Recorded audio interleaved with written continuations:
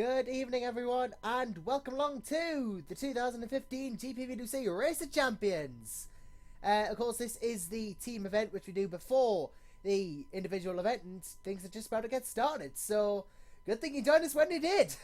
So, just quick heads up of who I am, because it's only me at the moment. I'm Joshua Anderson. I do cameras, you know, that's my thing. And, well, a slightly different. We're doing this slightly different to how we usually do GPV broadcasts. It's just me in the comments booth at the moment. But if you are out there and you have access to the GPVWC TeamSpeak and you would like to join me in here for some general banter chat and have some fun time with the Race of Champions, if you're not racing or if you're going to race, then do feel free to join me. Pop yourself in the waiting room and I will see to it that you get yourself in the booth as soon as possible. I am hoping to have about 3 guests at any one time with us, and we're just about to get started here with the first race of the evening, Rudy Speak versus Tom Parker. I'll quickly run you over the brackets that we have here before we go to the race. We have here, which is very kindly made by Mr. David Carr Smith, we have our brackets. So we have Rudy Speak and Marius Nikolai versus Tom Parker and Argenis Riera is our first one. There's Roy Shorten and Terence Gregg versus Bart DeVos, Lewis McGlade. Then we'll have Miguel Sugas and Sandeep Choda versus Pedro Malam and Matt Richards. And rounding out the evening, we'll have Menno Clont and Thomas Jacobs versus Sven de Vries and Cameron Brewster.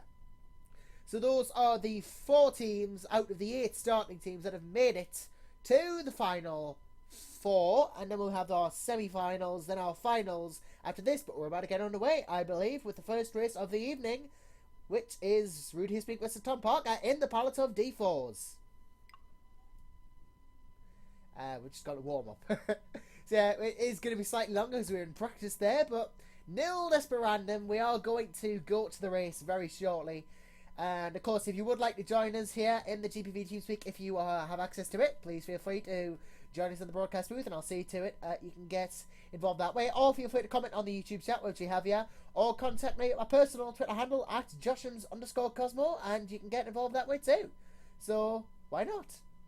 There's no reason not to, you know, all the ways you can now.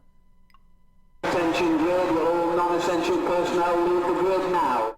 And just as a point of interest, I would like some feedback on volume, etc. Make sure all the volumes and the likes are doing okay. Make sure nothing's too loud, nothing's too quiet. Make sure everything is good. So, with that, we now go to the splash screen. Well, the actual broadcast. From the splash screen to the broadcast. Just waiting now on our participants in the race, Mr. Rudy Speak and Mr. Tom Parker, as we wait for the race to get underway. We have 2 lights, well, it's only 1 light, but we have 4 lights, and we are underway. And it looks like the black car there got the better start of the 2. Now, I'm not entirely clued up on my car colours. I will have to do that for certain, as we're just moving the cameras around. Here we go. So, coming out of here, it's, well, this is a brilliant start because I don't know my cars, my lefts and rights. I think the white car is Tom Parker and the black car is Rudy Speak. We're going to see as we come across the line who is who. And we see it is, I am right, the white car is Tom Parker and the black car Rudy Speak. So, Parker in the lead after lap 1, and the Palatovs, these are very quick, so there won't be much of a difference between laps. So, it's going to be very key to see. It's the halfway stage where we know who is ahead. And, well, it looks at the halfway stage, it's going to be Rudy Speak in the lead. As I get poked there on TeamSpeak, I'm just going to see what that's about. But Rudy Speak leading after the first set of 2 laps.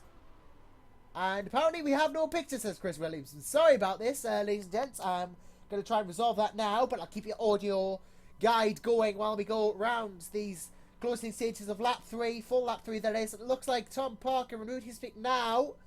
There was a second between them on lap 1, they're level now, and Tom Parker, I think, has the slower lap, so, and he speaks ahead anyway, so Parker clouts the wall going into turn 1. This looks to be game, set, and the match to Rudy Speak, although really it's only 1 leg of the match.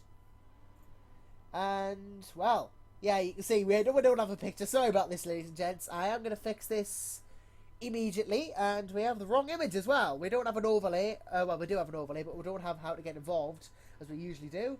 But nil desperandum, I'm going to get this sorted, so to speak.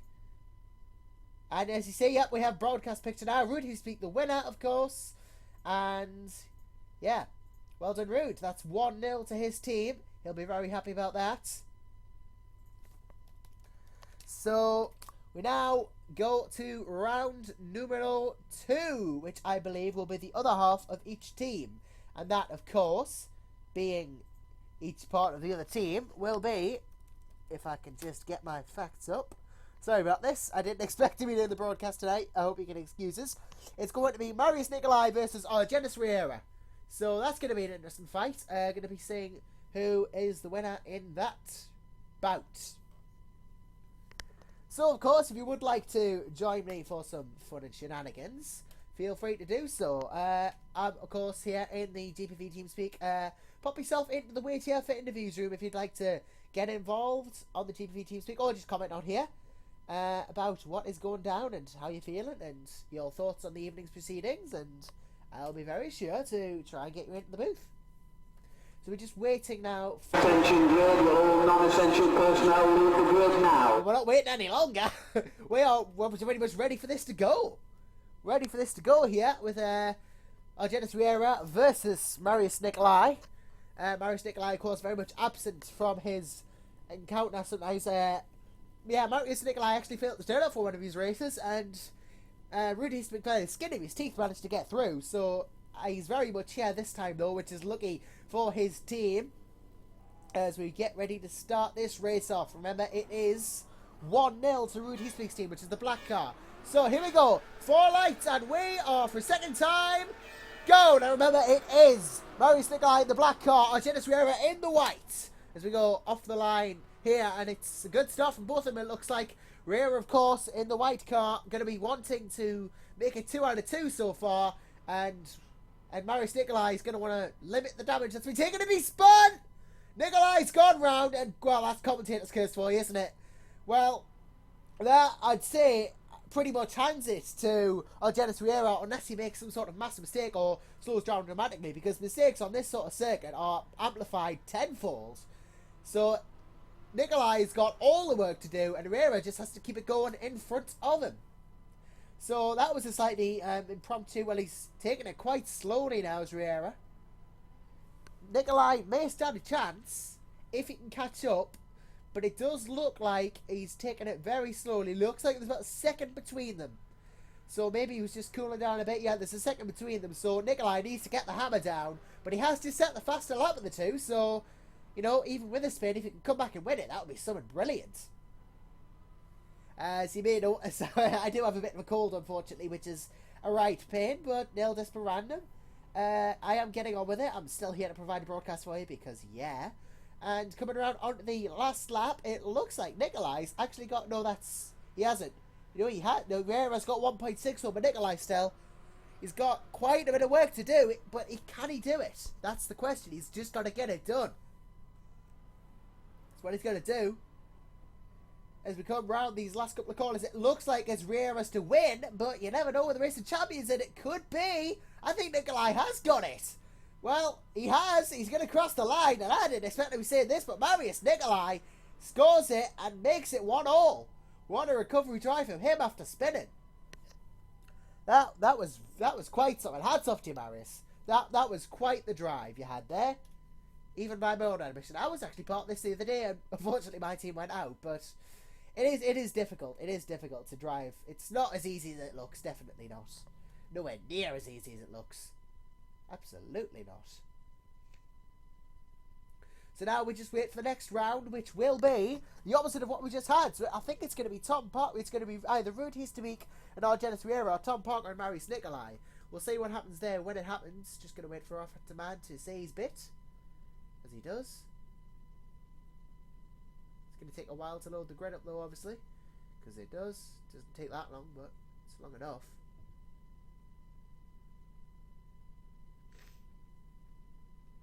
Of course, if you do want to join us, as I've said, feel free to join us at the TeamSpeak, the GPV TeamSpeak, and pop yourself in the waiting room, and I'll see to it that you get dragged in and get talking. Or you can use the YouTube chat to keep talking with us that way. Keep yourself involved, keep your thoughts going. How's the races? Who's your favourite team to win? And etc. etc. etc. I guess.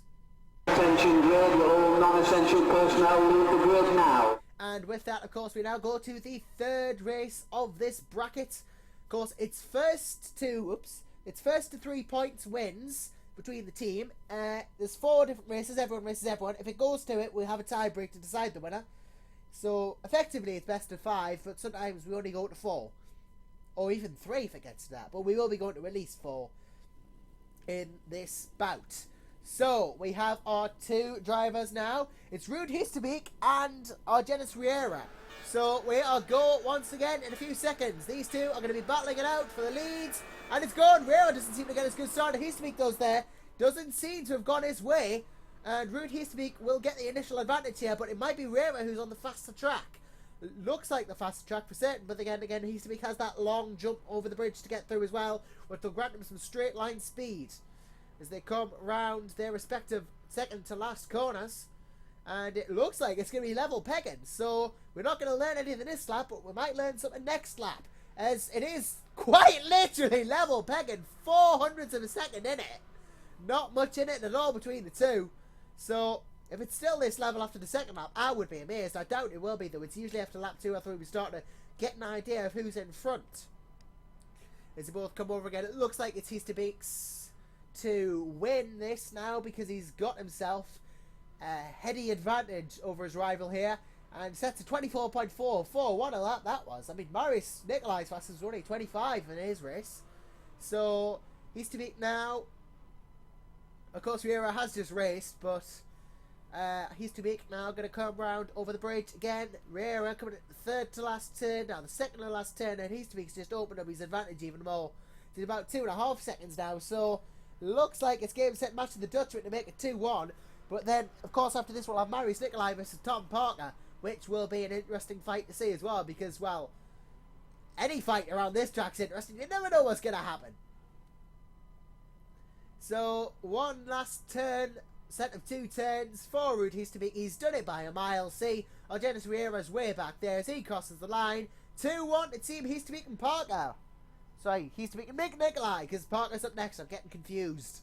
And behind him is by quite a ways Argenis Riera. Unfortunately, hard luck to Argenis. He did very well. But it comes down to Tom Parker and Marius Nikolai now. If Tom Parker wins, which he has to keep the hopes alive, we will go to a tie break. And it will be the 2 fastest drivers from the heats that go through to the tie break. So that's what's going to happen there. We had quite a few tiebreaks in the preliminary heats yesterday, which is how we selected our 8 teams that are going to be taking part today. We started with 16, which is 32 drivers, seeded by GPVWC rank. So we get the highest ranked drivers of the selected with the lowest rank of the selected, which really does equalise the matches up a bit. Makes them very exciting, as we've seen, which is probably why we've got so many tiebreaks. I don't know how many we had yesterday, but there's quite a lot of them.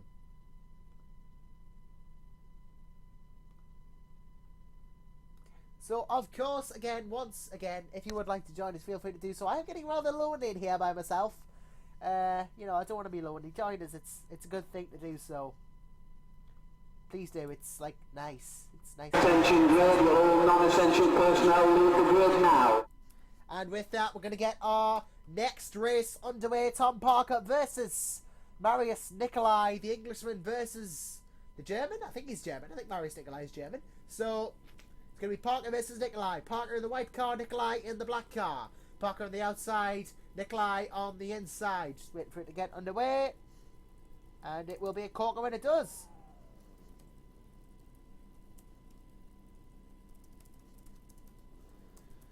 So here we go. We got the lights on once again. Tom Parker to save his team from crashing out. We are go. It's all his work to do now, it seems. Tom Parker has got all the work to do.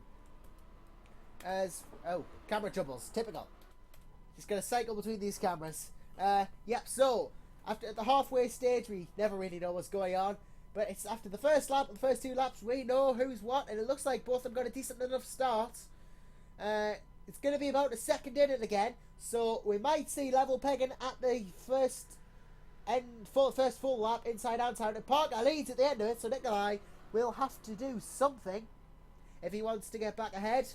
what he has to do, though, is not really within my grasp at the moment.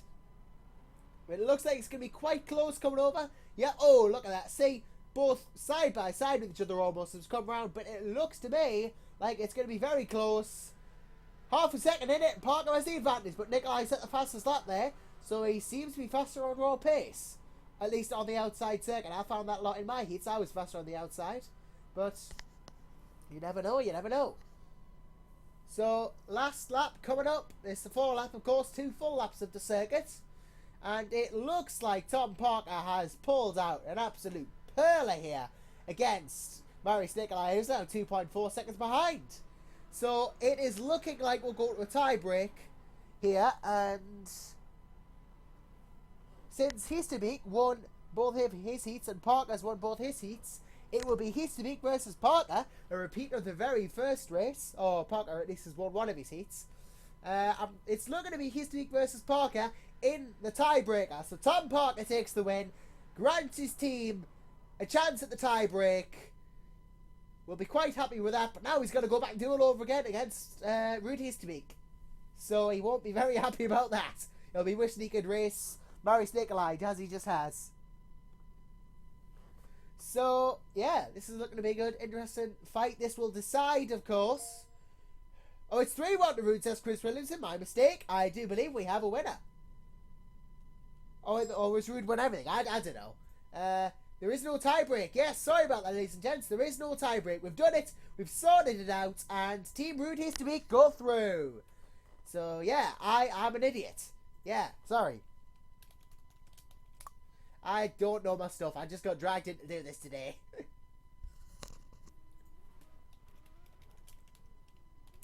So, I do believe we're going to get the next set of heats underway. Of course, if you'd like to join us for that, do feel free to. I'm just going to take you back to the splash screen now, and yeah. So, next heat will be Roy Shorten and Terence Gregg versus Bottomos and Lewis McGlade. So, Parker and Riera are very much out of this now, unfortunately. We see goodbye to them in round 2. But Roy Shorten and Terence Gregg versus Bottomos and Lewis McGlade, and they will be driving in the stock cars, I think. Yep, it's McGlade and DeVos versus Gretton and Shorten. So it will be the stock cars. Actually, it's, yeah, so that's what it's going to be, I think.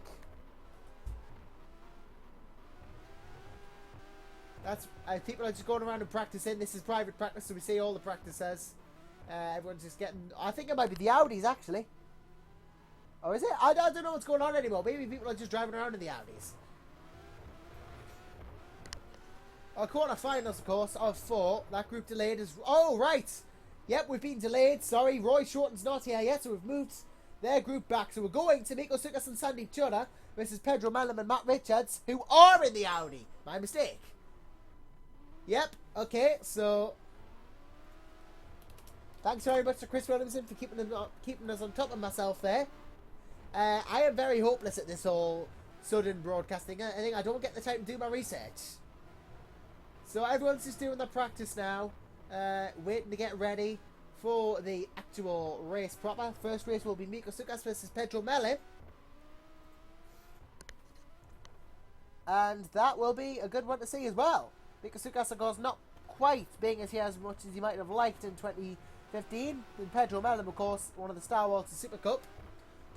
But Sukas, of course, still very good thing that he's here.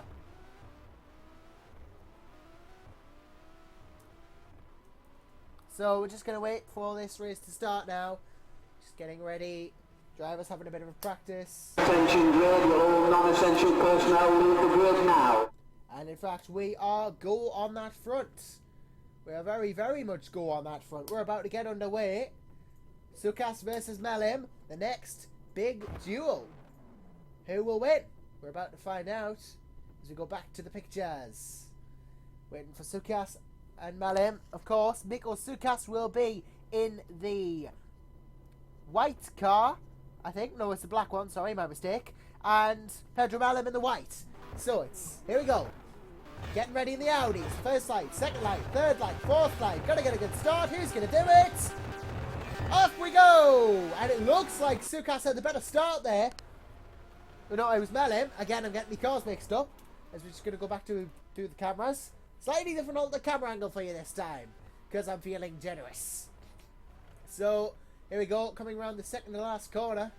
For, yep, the white car. Which, of course, is Pedro Melim. And Nico Sukas has got all the catching up to do. There's about a second and a half between them. Which is about what you'd expect. To be honest, in these Audis, from personal experience. Me driving yesterday being that personal experience. So, yeah, Audis are pretty tough in the corners, but they're definitely good in straight line speed. So, got a very specific driving styles needed to conquer these around this track. As we come round to the end of the first full lap, it looks to me like Melim is going to be 1.6 ahead again. Well, he's actually 1.7 ahead as we're getting a bit of a standings thing there. Melim, of course, goes ahead since that's the faster lap of the two. So they pass each other here. That's usually a good sign that I'm going to get some serious winning going on. As oh dear, that's a bit of a slip up from Pedro Melim. Won't affect the standings too much though, as he's still way ahead of Sukas. And last lap of the race for Melim. Last lap for Sukas. Looks like Melim's got this one in the back, but then Ruud Heespeak did pull off a fantastic recovery. Although the chances of that happening are looking pretty slim. Now is look. You see Sukas is coming under the bridge. Melim's going over the bridge. It looks like it's pretty much gone Melim's way here as we cross the line. Indeed it has. Pedro Melim makes it 1-0 for his team. Nico Sukas will cross the line. It's all fun and games at the end of the day, even though they're 1-0 down. And next up, we will have Sandeep Chhoda versus Matt Richards. Good matchup here. Sandeep, of course, a very quick driver, proven himself in Super League. Matt Richards, multiple ITC winner this year. So, should be a clash of talent, so to speak. A very good talent too.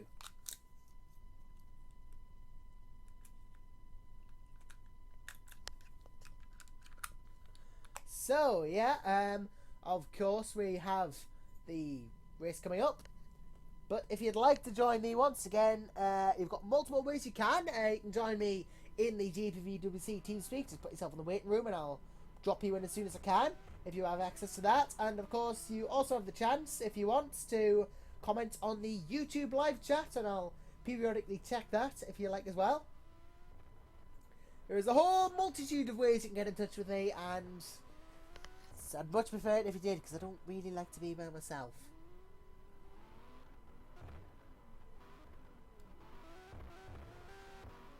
So just waiting for this next race to get underway, so to speak, and figuratively as well. Actually getting underway, which is see the Audi driving around in practice. Gonna wait for the race proper to get underway. Seen some big names crash out in the preliminary rounds, mind. We've got quite a few gone out, so you know it's not necessarily. It's been a bit of a surprise package, this Race of Champions. I didn't expect to be racing it for one, but it's been quite interesting, throwing up a couple of surprises. It always is a nice little event to round off the GPVWC season with, isn't it? Attention grid, will all non-essential personnel leave the grid now. And with that, we go to race 2 of this bracket of people. And that, of course, race 2 will be Matt Richards versus Sandeep Chhoda. Sandeep Chhoda in the black car, Matt Richards in the white car. Both Audi R8 LMSs, V10 powered, of course. Very, very nice sounding. Is Chhoda get some revs on? And Richards doesn't. And now he does, probably. So we're waiting for them to get underway with this second race of 4 potential races. As we have 2 lights, 3 lights, 4 lights, and we are once again go! And this time it looks like a good start from both. Both teams have got a good start there. Looks to me like, oh, a bit of crashy on the curve from Sandeep Chhoda there. But Matt Richards gets a bit crashy too. Not really a good half of the lap, first half of the lap for the either of them. But, oh, hang on, Richards has lagged out on the track. Matt Richards is having severe connection issues. And did you? I think Matt Richards may just have nearly toik at Sandeep Chhoda there. And he's on the wrong side of the track now. It's just, Matt Richards has some incredible lag going on here. I've never seen that before. He went through the track almost into Sandeep Chhoda, That almost happened with Timu Tiger in 2013. I think that's where we get the phrase Tiger from. As Jordan gets a bit of a drift on. It has been a hectic race so far. We're only 2 laps down. And there's about 1.6 in it between Richards, who's... They're drifting it through the corners. You got to give them credit. They are very brave, these two. I certainly wouldn't be doing that if I were them. But if it gets them around the corner circuit quicker... Look! Sandeep's pretty... They're both hooning it round here. Absolutely mental, this. Look at them go. I'm going to change camera angle so you can see that better. So we go on to the last lap. It's still anyone's game, really. It's still very close. Not like the other race, some of the other races so far as well. They're both hooning it like hell around this track. Must be said. But Sandeep Choda, I think, has got the slight advantage coming into it. Matt Richards is giving chase, but hasn't quite worked out for him. And the Indian Sandeep Choda is going to cross the line and take the win. And that will make it 1-1. Melham wins, Choda wins. But that was quite crazy. I didn't expect all the connection problems to happen for Matt Richards. That's unfortunate that it did. But, you know, what happens, happens, I guess. You can't... The internet is a very unreliable thing sometimes. You can't help it. So, yeah. Next round is probably going to be Miko Sukas versus Matt Richards, who's just been up. So, will we see any more Tiger-esque stuff? I don't know. We'll have to wait and see, I guess. We will have to wait and see.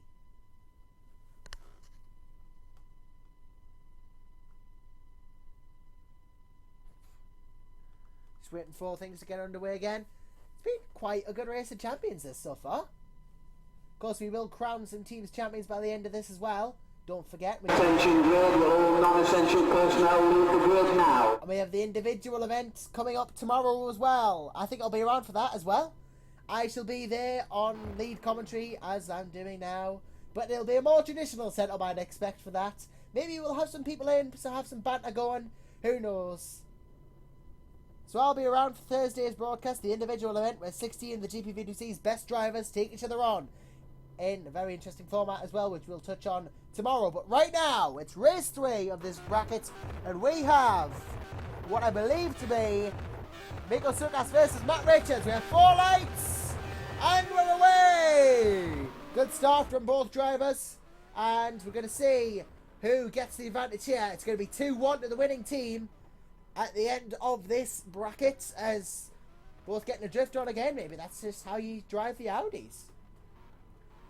Oh, bit more of a... Sukas there having a bit more of a conservative driving style. You see, he doesn't want to slide it out as much as Matt Richards does.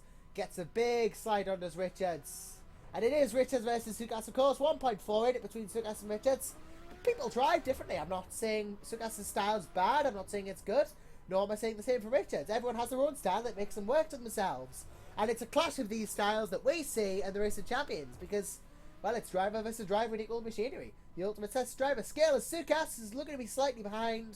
We come on to lap 3, but Richards doesn't have that much of a lead, so it could still go either way. Could conservative driving and not doing it beat actually going out full on, I'm going to drift this thing? We'll have to say, we will have to say. Richards and Sukas, of course, 2 different drivers, 2 different driving styles. As Richards now, we're going to get a good marker here of who's where. I think it could still be quite close here, because one lap is faster than the other. But there's how much in it at the start-finish? 1.6 seconds. So Sukas is going to have to do a bit of work. Gets a bit of a slide on, in fact. But we'll have to see who is where and when they are there, so to speak. As Richards gets a slide on around the third to last corner. Sukas exits the third last. This is going to be close. But I think it's going to be Richards. It is going to be Matt Richards who takes it, making it 2-1 to his team. So Matt Richards, winner of the third race. Miko Sukas just coming in behind. So it's now Melham and Richards 2, Sukas and Choda 1. Sandeep Choda has to win this to take it to a tiebreak. And I do believe I'm actually right this time. We do have to take it to a tiebreak with this one.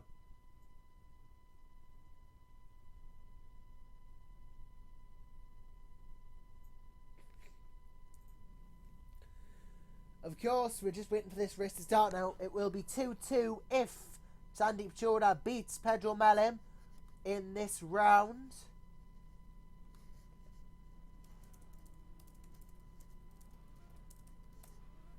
We're just waiting for things to get underway.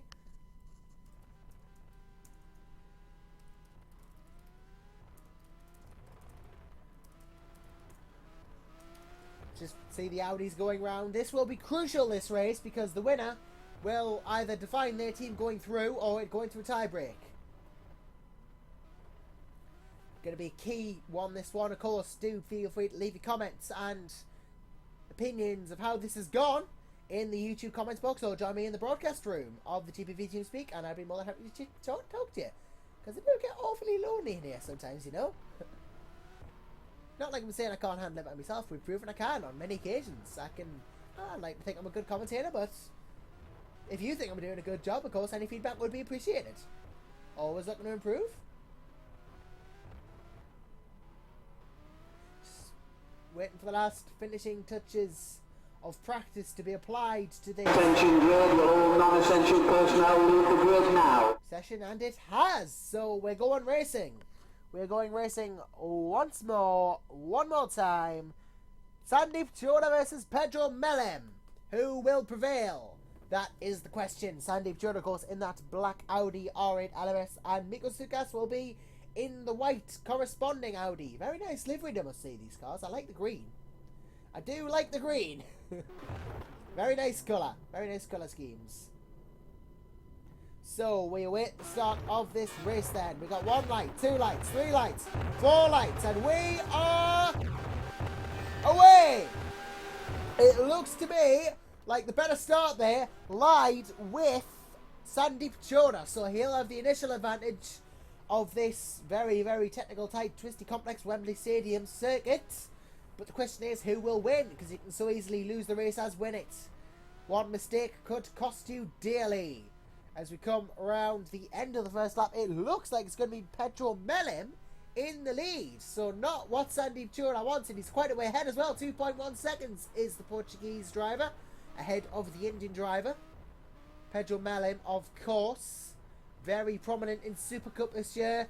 Sandeep Choda has really proven himself in Super League as well, and other race series, Formula Challenge included. He's been a bit all around the block this year, Sandeep.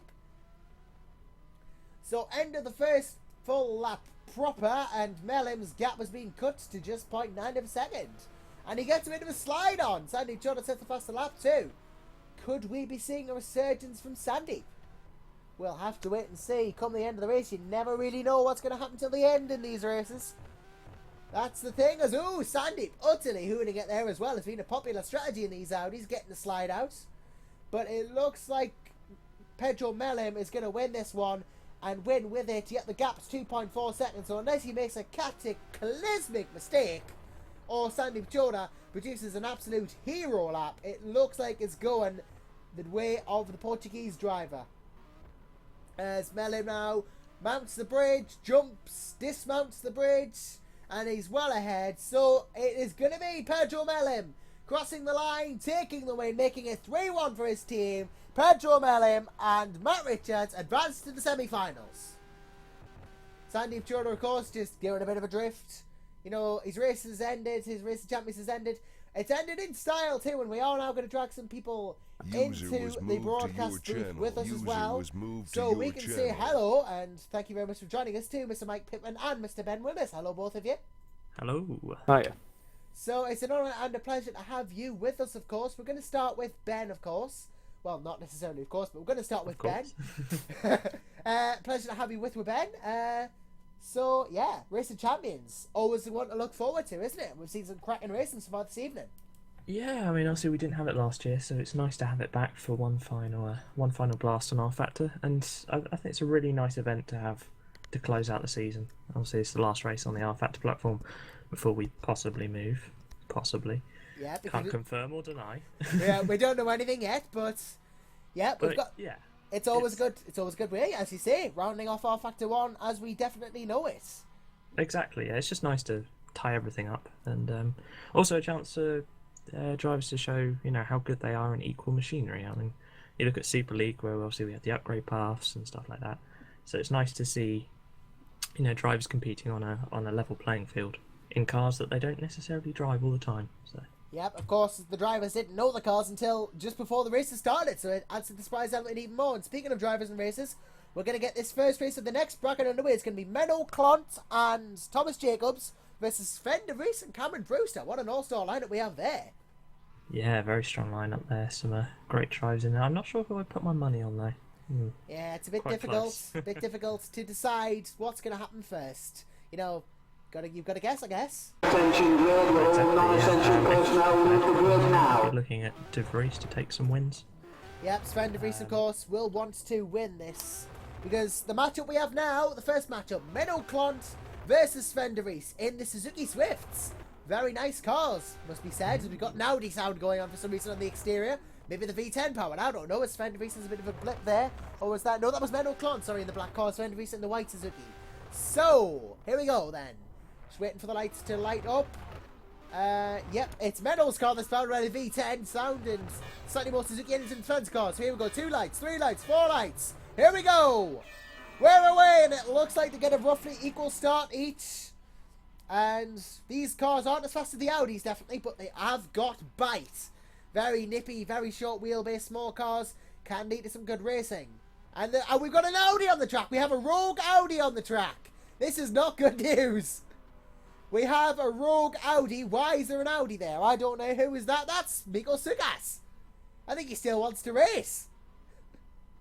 Why is there a wild Miko Sugas on the track? He's chasing Sven and Menno, and soon enough he's going to catch. It's madness, I say. I mean, we had Matt Richards' Toyka-esque performance with the slight connection issues he had there.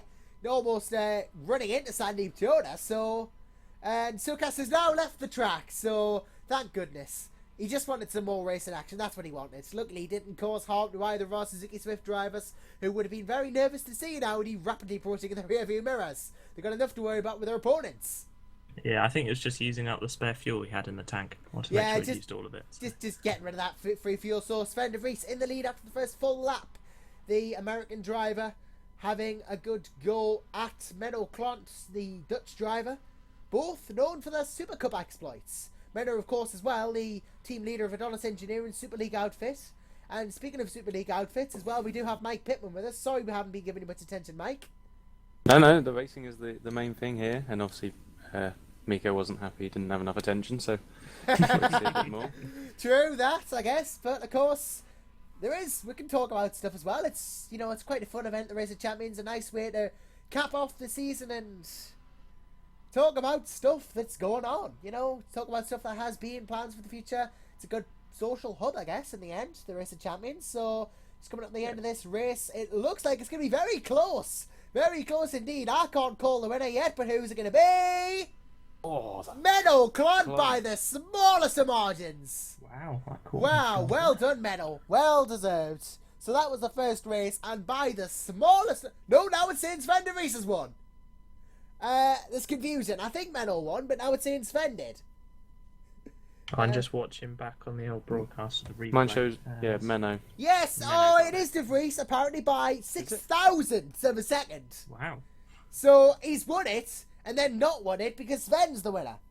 Yeah, I know, he has won it. Wow. He has by the smallest of margins. That's how close the Race of Champions can be. Well, when you're on such a small track with, really tight, quick cars, equal playing field, you're going to expect close races, but 6,000ths that's nothing. Absolutely nothing.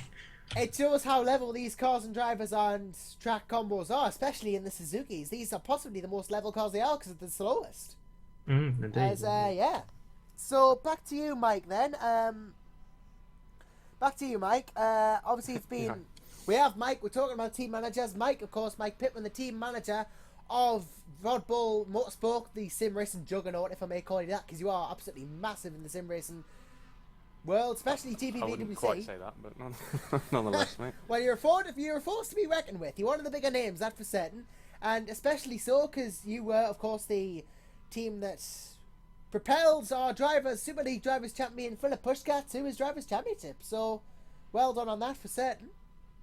Yeah, it's a shame we couldn't bring him to here and give him a bit of a show off again. But yeah, we'll let someone else have a bit of limelight. Eh? Yeah, it was a shame not to see Philip here, of course. Attention grid, will all non-essential personnel leave the grid now? We would have liked to see Philip here, of course, as our factor man cuts us off there, as he does brilliantly. So, yeah, would have been very nice to see Philip here, unfortunately, but he's not. And speaking of big names, like Philip Pushka, we have lost a couple of big names already. We've lost David Friday, of course, Super League champion. Lost him in the preliminary rounds, which may or may not have been my fault, because I wasn't very good. We've lost Florian Geyer as well, David Franchich, David Yunt, he's gone out. Alex Cooper, Eric Strana, very surprisingly. Formula Challenge champion. Not a lot of Super League left, is there? Really? There isn't really, no. As this race now gets underway, it's the alternate race to the race that we've just had. So we have, I do believe, yep, this is going to be Brewster and Jacobs, both TSA drivers, friendly rivals for this event only. Brewster and Jacobs, both TSA drivers. Who's the faster TSA driver? We'll find out. So, yeah, of course, a lot of big names we've lost. We've lost, obviously, Eric Strana as well, Formula Challenge champion, Jason Muscat, and the Brugman brothers. We both lost, Lars and Niels. Lars, That of course, really shocked me, that one. Lars, of course, the Atlantic Series champion. So we've lost a lot of champions in this Race of Champions, and maybe it won't be a Champions or Race of Champions champion. Oh yeah, it wasn't last time. I don't think. No, I it was- don't think we've I think actually it had a The individual champion was Team Tiger, so that definitely says no on that front. But teams wise, have we ever had it happen? I don't know. Last time out, teams was James Johnson and Dowie Tapper, so they weren't either. So not last time out. Anyways, we haven't had one for a few years, even if. Yeah, so I think Cam Brewster's ahead on this front here. Fastest so far on the slight camera jiggle, slight opening gambit here. So of course, with Menno winning the first round, it will be, if Cameron does go on to take the win, it will make it 1-1-1-all. It'll make a 1-all between the two teams, and it could lead to a very, very good last shootout like we've just had with the tie break in the previous bracket. Of course, it's not just the quarterfinals we're covering, we're doing all the way into the finals now. So we will crown a champion by the end of this broadcast, as it looks like it's going to be Cameron Brewster taking the win here for his team, making it one apiece. Unless that black car of Thomas Jacobs manages to beat him, which he's not going to do. So Jacobs has gone from being behind to the winner. Well done, Thomas. So that's 2-0 now to his team. Well, what about that? That was quite interesting. Yeah, it was catch-up, pretty wasn't dominant, wasn't it? Yeah, I mean, I thought Cameron Brewster was going to win, but then Thomas Jacobs comes around and woof, you're not having your win, mate. All of a sudden, wham. Of course, not related to the band wham, of course, being as though it is Christmas time coming up. Had to throw that reference in. Not like you'll hear, it's not like we hear Christmas songs on the radio all the time. We need Christmas references. Very topical. That's why we delayed it. Yeah. December. That's why we delayed it, so we can talk about Christmas, ladies and gentlemen. What's everyone getting? Talk about it in the comments. Come on. Hashtag buying for Christmas, people. Ah, no, that was a really bad hashtag. I can't do hashtags anymore. I've lost my gift for them. Can you buy a Race of Champions title, or is that controversial? Oh, I think that would be just if you walk racing, perhaps. But Oh. yeah, I know. We went there. I had to. I'm sorry. I know, but in all fairness, though, to Walk Racing, they are a fantastic sim racing team, and it's just a shame we're not really going to see them in 2016, because unfortunately they did announce that they are effectively disbanding. They did indeed, which came to a shock to a lot of us, and started a bit of a driver signing frenzy all over the place. Driver signing frenzy, it definitely did. Attention grid, will all non-essential personnel leave the grid now? I'm pretty sure all the top teams will be robbing dogs over their drivers. Oh yeah, it's It's been like- absolutely crazy. What will you give for a Walk Racing driver? Would you give your left kidney or First I born. tried. hot property? They are definitely. They've proven themselves, so rightly so as well. And speaking of 2016 as well, we are, of course, waiting the announcements of the career ladder rosters. That'll happen at the GPVWC Day, which is going to happen in Berlin this year. Unfortunately, I won't be there because, well, Germany's a bit too much of a push for my little Geordie self. But we'll have lots of GPV personnel and people there as we're about to get this race underway now. And go we are! So, here we go. Race 3 of potential, well, what will be potentially, hopefully, maybe 4. And it's going to be Menno Clont versus Cameron Brewster, if my maths is right. Cameron needs to win this. Otherwise, his team will crash out in the quarterfinals and not make the semis. Menno Clont needs to win to secure it, but if he doesn't, then it lies to Thomas Jacobs to stop it from going to a tiebreaker. So, Cameron Brewster looks to have a very heady lead here, coming out of the first lap proper. I think there's about 2 or 3 seconds per lap in it between these Suzukis, though. So, Clont within that threshold still stands a very good chance of holding on to that lead, if he ever had one. But Cameron is coming over the bridge. Menno coming up to the second to last corner, so is Cameron. It's looking close, but it's looking more towards the TSA driver's advantage here. Let's see what gap he's pulled out as Clont clouts the wall there. I said it right. Got my K's right. I know people who haven't. But that's the faster lap, does Menno. So, half a second in it between the two. This could go still either way, as we've seen. Has gone either way before. Zoe's clouted the wall again. Clont very much liking clouting the wall, it seems. Really pushing the limits of the track there, isn't he? Trying to Yeah. get every last tenth. Well, if you want to get every last tenth, he could have always just hoon it, as we've seen in the Audis. Some fantastic drifting skills going on in those Audis. This sliding around the track, Ken Block would be pleased. Sorry, did I come to a Gymkhana event? I think we might have. We might just have come to a Gymkhana event accidentally. This may not be the Race of Champions. What if I'm lying to you? But who knows? It looks like it's going to be a close one, but it looks like it's going to go Cam's way, unless he messes up this last corner, which he has not done, and it is going to be Bruce's win. So he saves it. He saves it for his team. Yeah, that's 2-1 now, so he's just kept them in. Yep, so Thomas Jacobs needs to win to take it straight through. Sven de Vries needs to win to take it to a tiebreak. Didn't Sven win the first one? Oh yes, he did. Sorry, the 2-1 up. Yep, the 2-1 up. So it's 2-1 either way, but yep, that's my scoreline being really bad. Luckily, I have people to correct us this time that are actually in the TeamSpeak. Of course, I had Chris Williams, our race director, to do that as well. Also, a big shout out to Dave Carr-Smith as well. Without him, it's likely this probably would never have happened. So shout out to Dave. You know, because Dave's a good guy. Yeah, it's always good to have people helping out where they can. I'm sure we're more than willing. Anyone who's got any time on their hands and wants to help out, we're more than willing to listen at any time. Yep, get yourself involved if you in any way you like. You know, we're always hiring vacancies, always listening to people's requests. You know, if you're thinking bring something to the GPVWC table, get in touch with one of our part of our steering group, of course, which is the big group of people that are in charge of things. Obviously, I have Mr. Pittman, of course, who is also the leader of the disciplinary committee as well. Very important role that, obviously, organising the DC, who sort out penalties and stuff in our races to keep Attention grid, all non-essential personnel leave the grid now. keeping all the races properly stewarded, etc. But yeah, here we go. Very Yeah. glad we don't have to check anything on this one.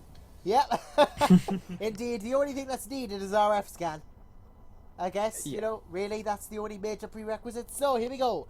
Jacobs versus De Vries. The American will want to win to take him through.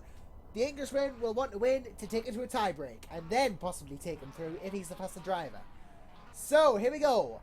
Once more, possibly, maybe twice more. We'll have to save to get 2 lights, 3 lights, 4 lights. And we're off once again. And this time it looks level going into turn 1.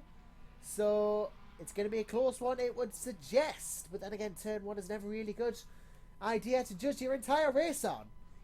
Of course, there's the rest of the race to come as well. Quick I reminder. wish you could tell some people in the career ladder that. Yeah, we do have some turn 1 incidents sometimes. But hey, it's part and parcel of racing, I guess. Sometimes you have those people. So yeah, of course, it's us 3 in the booth at the moment if you would like to join us. I think we have room for one more guest if you want to join, so do feel free to pop along and have your say in the GPVWC TeamSpeak if you like. as we're coming up That's to the... why we came in, really. We felt sorry for you on your own there. Thank you. I'll be better staffed tomorrow. We've got a broadcast team sorted out for tomorrow, but I don't want to spill the beans on that because it's quite the team. Well, this is close again. Oh yes, very close. 0.3 in it, 0.4 in it even, between Jacobs and De Vries. Jacobs not leading, but De Vries is. But of course, anything can happen in the space of 2 laps. We will see who comes out on top in this race. When it's close, and that's good. But Sven De Vries winning, of course, will take them straight through to the semi-finals without the need for a tie-break. And of course, the last bracket we'll have is Roy Short and Terence Craig versus Martin DeVos and Lewis McLeod, which was scheduled to happen second but got delayed because Roy wasn't here. That's slightly bad form, Mr. Shorten. There's a rumour we may have a replacement for him, Oh, is there? rather than Roy himself. Oh, right. Another spanner in the works, like we've not had enough this Race of Champions. So, last corner now, and it looks like it's De Vries to win. He's got a slight lead, which will become a sufficient lead as the American takes the win, and Sven De Vries and Cameron Brewster through to the semis. 201 and a little bit by De Vries, but very good performance indeed. You're right there, Ben. So, it will be Shorten's replacement and Terence Gregg versus Martin DeVos and Lewis McLeod up next, and they will be driving the stock car as it was supposed to be before. The real piece of meat to handle, this stock car. Not easy at all. We've got Antonio in the car instead of Roy. Antonio. I can't pronounce his last name. I apologise. I shall most definitely have a look at that then. Interesting, that's a Drake driver replaced by a Drake driver. I like this. So, I think we're about to get a Menno Clon in. Into the lobby if he wants to. Which would be very good to have. It would be, obviously, we'd be speaking with someone who's just lost his heat, but, you know, it's his choice. If he wants to turn up, obviously, I'm not going to force him into it. I'm not going to press gang him. I am not that sort of person. Antonio versus Bart. Antonio Hranovic, I think that's his last name. Hranovic. That's good enough, I guess. Thank you, guys. Yep, we got it right. We got it right. I mean, I really should know as his team manager, but... Oh, Menno's got I'm it in the sort of TSA room now, so... Job 1, Ben. Learn your team, your staff names. Give them name yeah. badges or something. I mean, I have to learn that if I'm going to ever do lead comms, you say, I have to know my stuff. So, yeah, we're going to have Hranovic and... I've forgotten already. Attention grid, all non-essential personnel leave the grid now. I have forgotten already. I am absolutely useless. You're going to have to keep us on track. So, we have... I'll just call him Antonio. We've got Antonio versus Bart DeVos in this first round heat in the stock cars. Antonio in the black car and Bart in the white. Bart DeVos, of course, a former Super Cup champion. So he will be looking to get some good form going against Antonio here, showing some good promise in GPVWC since his arrival. But we will have to wait and see what happens as we have 2 lights, 3 lights, 4 lights, and we are away! And it's a good start from both drivers, it appears. Looks like Antonio got a good start, better possibly than Bart, but these are very quick stock cars, these. No slouches at all. Won't be hooning them around here though, because if you do that, you'll spin. And so these will be the ones we'll see accidents in. Yeah, if there's going to be havoc, it'll be havoc in the NASCARs. As it looks like it's going to be Bart with the heady lead again. At the start, as Antonio gets his tail out. 1.5 seconds in it so far. Not that much, but not that little. A decent gap. I'm not sure the gaps on the stock cars myself, but we'll see who leads at the end of the first lap proper. It's always a good guide, this, as to who might win. Looks like it's going to be Bart. He's only got a slight lead, though. Antonio could beat him out of this corner. It's close, mind. Only 2/10 in it. And 23.8 by Antonio. Good lap. Of course, the stand-in for Roy Shorten, who can't make it, unfortunately, after he did so well in his first round heats. I actually raced Roy in a sort of fun race at the end, and he destroyed me. So He is definitely good. But, yeah, it looks like it's going to be Bart DeVos's to win here. And then Antonio's now almost 1.887 seconds behind. Bart sets a faster lap. Getting a bit of a slide on. And, well, he needs to hold it together, but he's looking to do a lot closer that. than you think, I think. This Is possibly going to be closer this lap, yep. As they're coming across here, yep, it's going to be close. But I think it's going to be DeVos's. How much by is the question to come around the last corner? Bart DeVos nabs it by about half a second. So, Bart DeVos, team 1. And then Antonio, team none, I guess. Yep, that's what it is. Yep, you're right, yeah. I'm right. I can do basic maths. Well done, Josh. It's going well. It's gone well. Everything's gone well, yes. It's not going terrible, which is good. So next up, we will have the reverse bracket, which will be Terence Gregg versus Lewis McGlade, which will be a good one. And Menno Clont, we are going to add. So, User was moved it to your is an channel. honour and a privilege to welcome Mr. Menno Clont to the broadcast. Hi, Menno. Yes, I just had a quick shower because, yeah, I was eliminated. Yeah, post-elimination shower, yep. That makes... Yeah, well, I had a lot of fun. Yep, that's what it's about at the end of the day, having fun. It's the Race of Champions, it's the all-factor one effective send-off.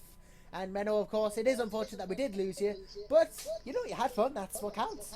Yeah, I was close in beating Sven, and, well, I really liked I was that close. Yeah, that was an absolute hell of a race, that's gonna go Attention down. grid, all non-essential personnel leave the grid now. Yeah. That's gonna go down as one of the closest finishes I've ever seen in a race. 6 thousandths was in it in the end. Not very much at all. It was very unfortunate he didn't get that win, but Yeah, true. it was absolutely as close as you can get. True. You wouldn't have got closer than that if you tried. Yeah, that's true. But yeah, well, we're out. But yeah, still, I think Sven and Cameron are very fast, so they might win the whole overall thing. So we will see. Yeah, well, we'll have to see because we're going to crown a champion tonight in this broadcast. We're doing it all tonight as we have 3 lights. 4 lights as the second stock car race is go! This time around, it is, of course, Terence Gregg versus not Matt Richards, Lewis McGlade. Lulu, of course, the ever-present Lewis McGlade, because he is Lewis McGlade, as all we know him as. But he's Lewis, that's enough reason for him to be Lewis. As, well, yep, I don't know what I'm saying anymore.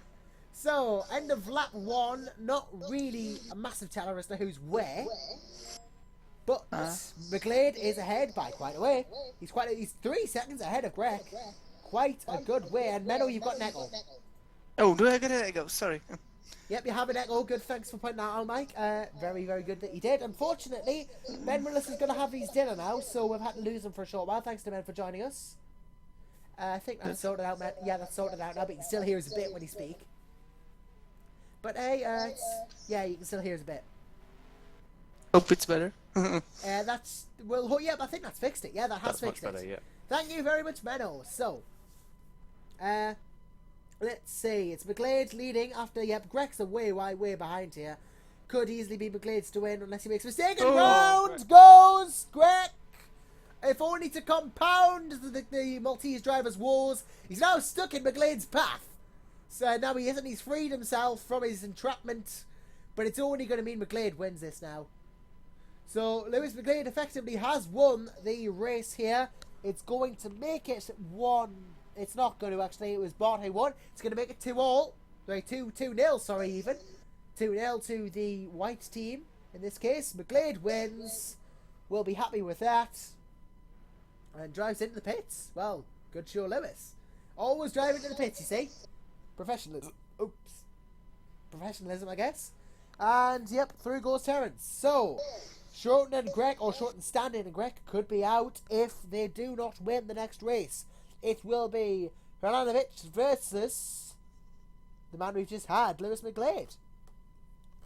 So Lewis will be out again, and he'll be racing Antonio. If Antonio does not win, it's a straight route through for McGlade and DeVos.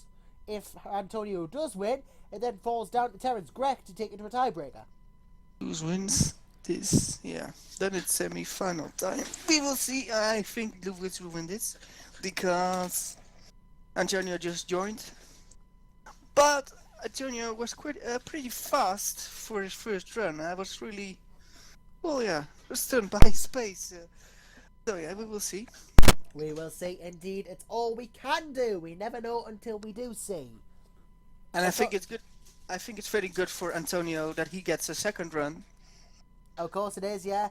Gets 2 runs. I got 2 runs even though it didn't mean anything yesterday. But I still got the chance in that second run thanks to the kindness of the administration, even though we were already out. But a second run for Antonio really gives him another chance to prove it. Attention grid, will all non-essential personnel leave the grid now? So here we go. It's going to be Antonio versus Lewis. The winner will decide what happens next. If Lewis wins, they go straight through. If Antonio wins, goes to the last race. We haven't had this broadcast, it being done after 3.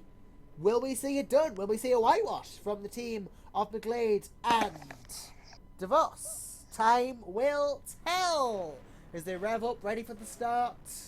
Gonna get this race underway once more. So, we have 1 light, 2 lights, 3 lights, 4 lights. Decider time is underway! Good start from both drivers as ever. Gonna switch to a different camera angle because reasons, but looks like a good start from both. Antonio, the pressure is on him. McGlade, the pressure also on, but in slightly lesser capacity. Won't have as much pressure as Antonio, so he will be able to drive with a bit more freedom. And after lap 1, Lewis has gotten a lead, but then again, 1 lap is longer than the other. So it's lap 2, the first proper full lap that we know what's going on. What's the difference? 1.5, so it could be close. Could be close. As, let's see here. Excuse me. As, yep, McGlade's now going to cross the bridge. Antonio coming up the second to the last corner. I think it could be close, you know. See who leads after this first lap.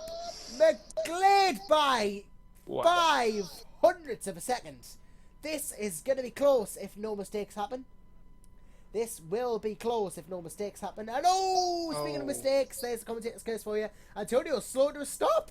That's it. Yeah, he got caught in that divot, the bump on He the got inside caught, there. and now it appears to be all over. Lewis McGlade will go through, making a whitewash, if you will, please. But that is such a shame for Antonio. The pressure was on him, and, well, it showed, I guess, but you can't blame him, really. Even though it is a fun event, there is a lot of pressure to win, because you've got a teammate, you know? As we cross the line, cross the bridge, over on the duck, and it's going to be Lewis McGlade completing the whitewash for him and Bartavos. They go to the semis, and we have our lineups. Yes. 1 minute 40 exactly from Lewis. Good timing. It looked very good from Lewis. Lewis was very smooth in all the corners I saw him drive. So this could be a guy who wins it all. With Bart, of course. It could be, of course. You're right there, Menno. We never know. We never know who's going to win until we actually get to the winning phase. So we have our semi-finalists. Because we are doing a final round. We are doing a final round. Terrence and Dart. They're going for it. Ahead of time. Why not? Why not? So I'm going to quickly show you now, ladies and gentlemen, the brackets. Please do ignore the thingy-majiggies. Because, well, some people haven't been removed yet. But, let's have us a looky here. So, we have the semi-finalists will be... Dun, dun, dun. It's going to be, in the right-hand side, it's going to be Pedro Mellum and Matt Richards, I do believe, were the winners there, versus Sven de Vries and Cameron Brewster. That will be our semi-final 2, and semi-final 1 will be Bart DeVos and Lewis McGlade taking on Ruud Hiestebeek and Marius Nicolai. Attention grid, will all non-essential personnel leave the grid now? And we're going to have a right fun race here, the last race of this bracket. We're doing it anyway, because we're ahead of time. I don't see why we shouldn't. It's going to be DeVos versus Greg. No pressure on anyone here. It's all for fun. A 4-0 whitewash could happen. Maybe Terence Greg could claw one back for the team. 4-0 obviously not the best scoreline to lose by. 3-1 would be more preferable, but who knows? It's all for the games at the end of the day, as we're going to see who wins. It's nice having a little fun race like this, isn't it? It's always great to have this sort of thing. Be able to do this sort of thing in basically the off season, at the end of the season. Yeah, nice Christmas present for whoever wins. It is, yeah. It'll be a nice Christmas present for the teams and individual champions as we get this race underway. So, no pressure, no prizes here. We already know the semi-finalists. It's really a case of who can win. Out of Terence, Greg and Bart DeVos. It would be a nice battle to say anyway. It's pride at stake, you know. Greg and DeVos, both good drivers. Whoever wins can say, I beat you.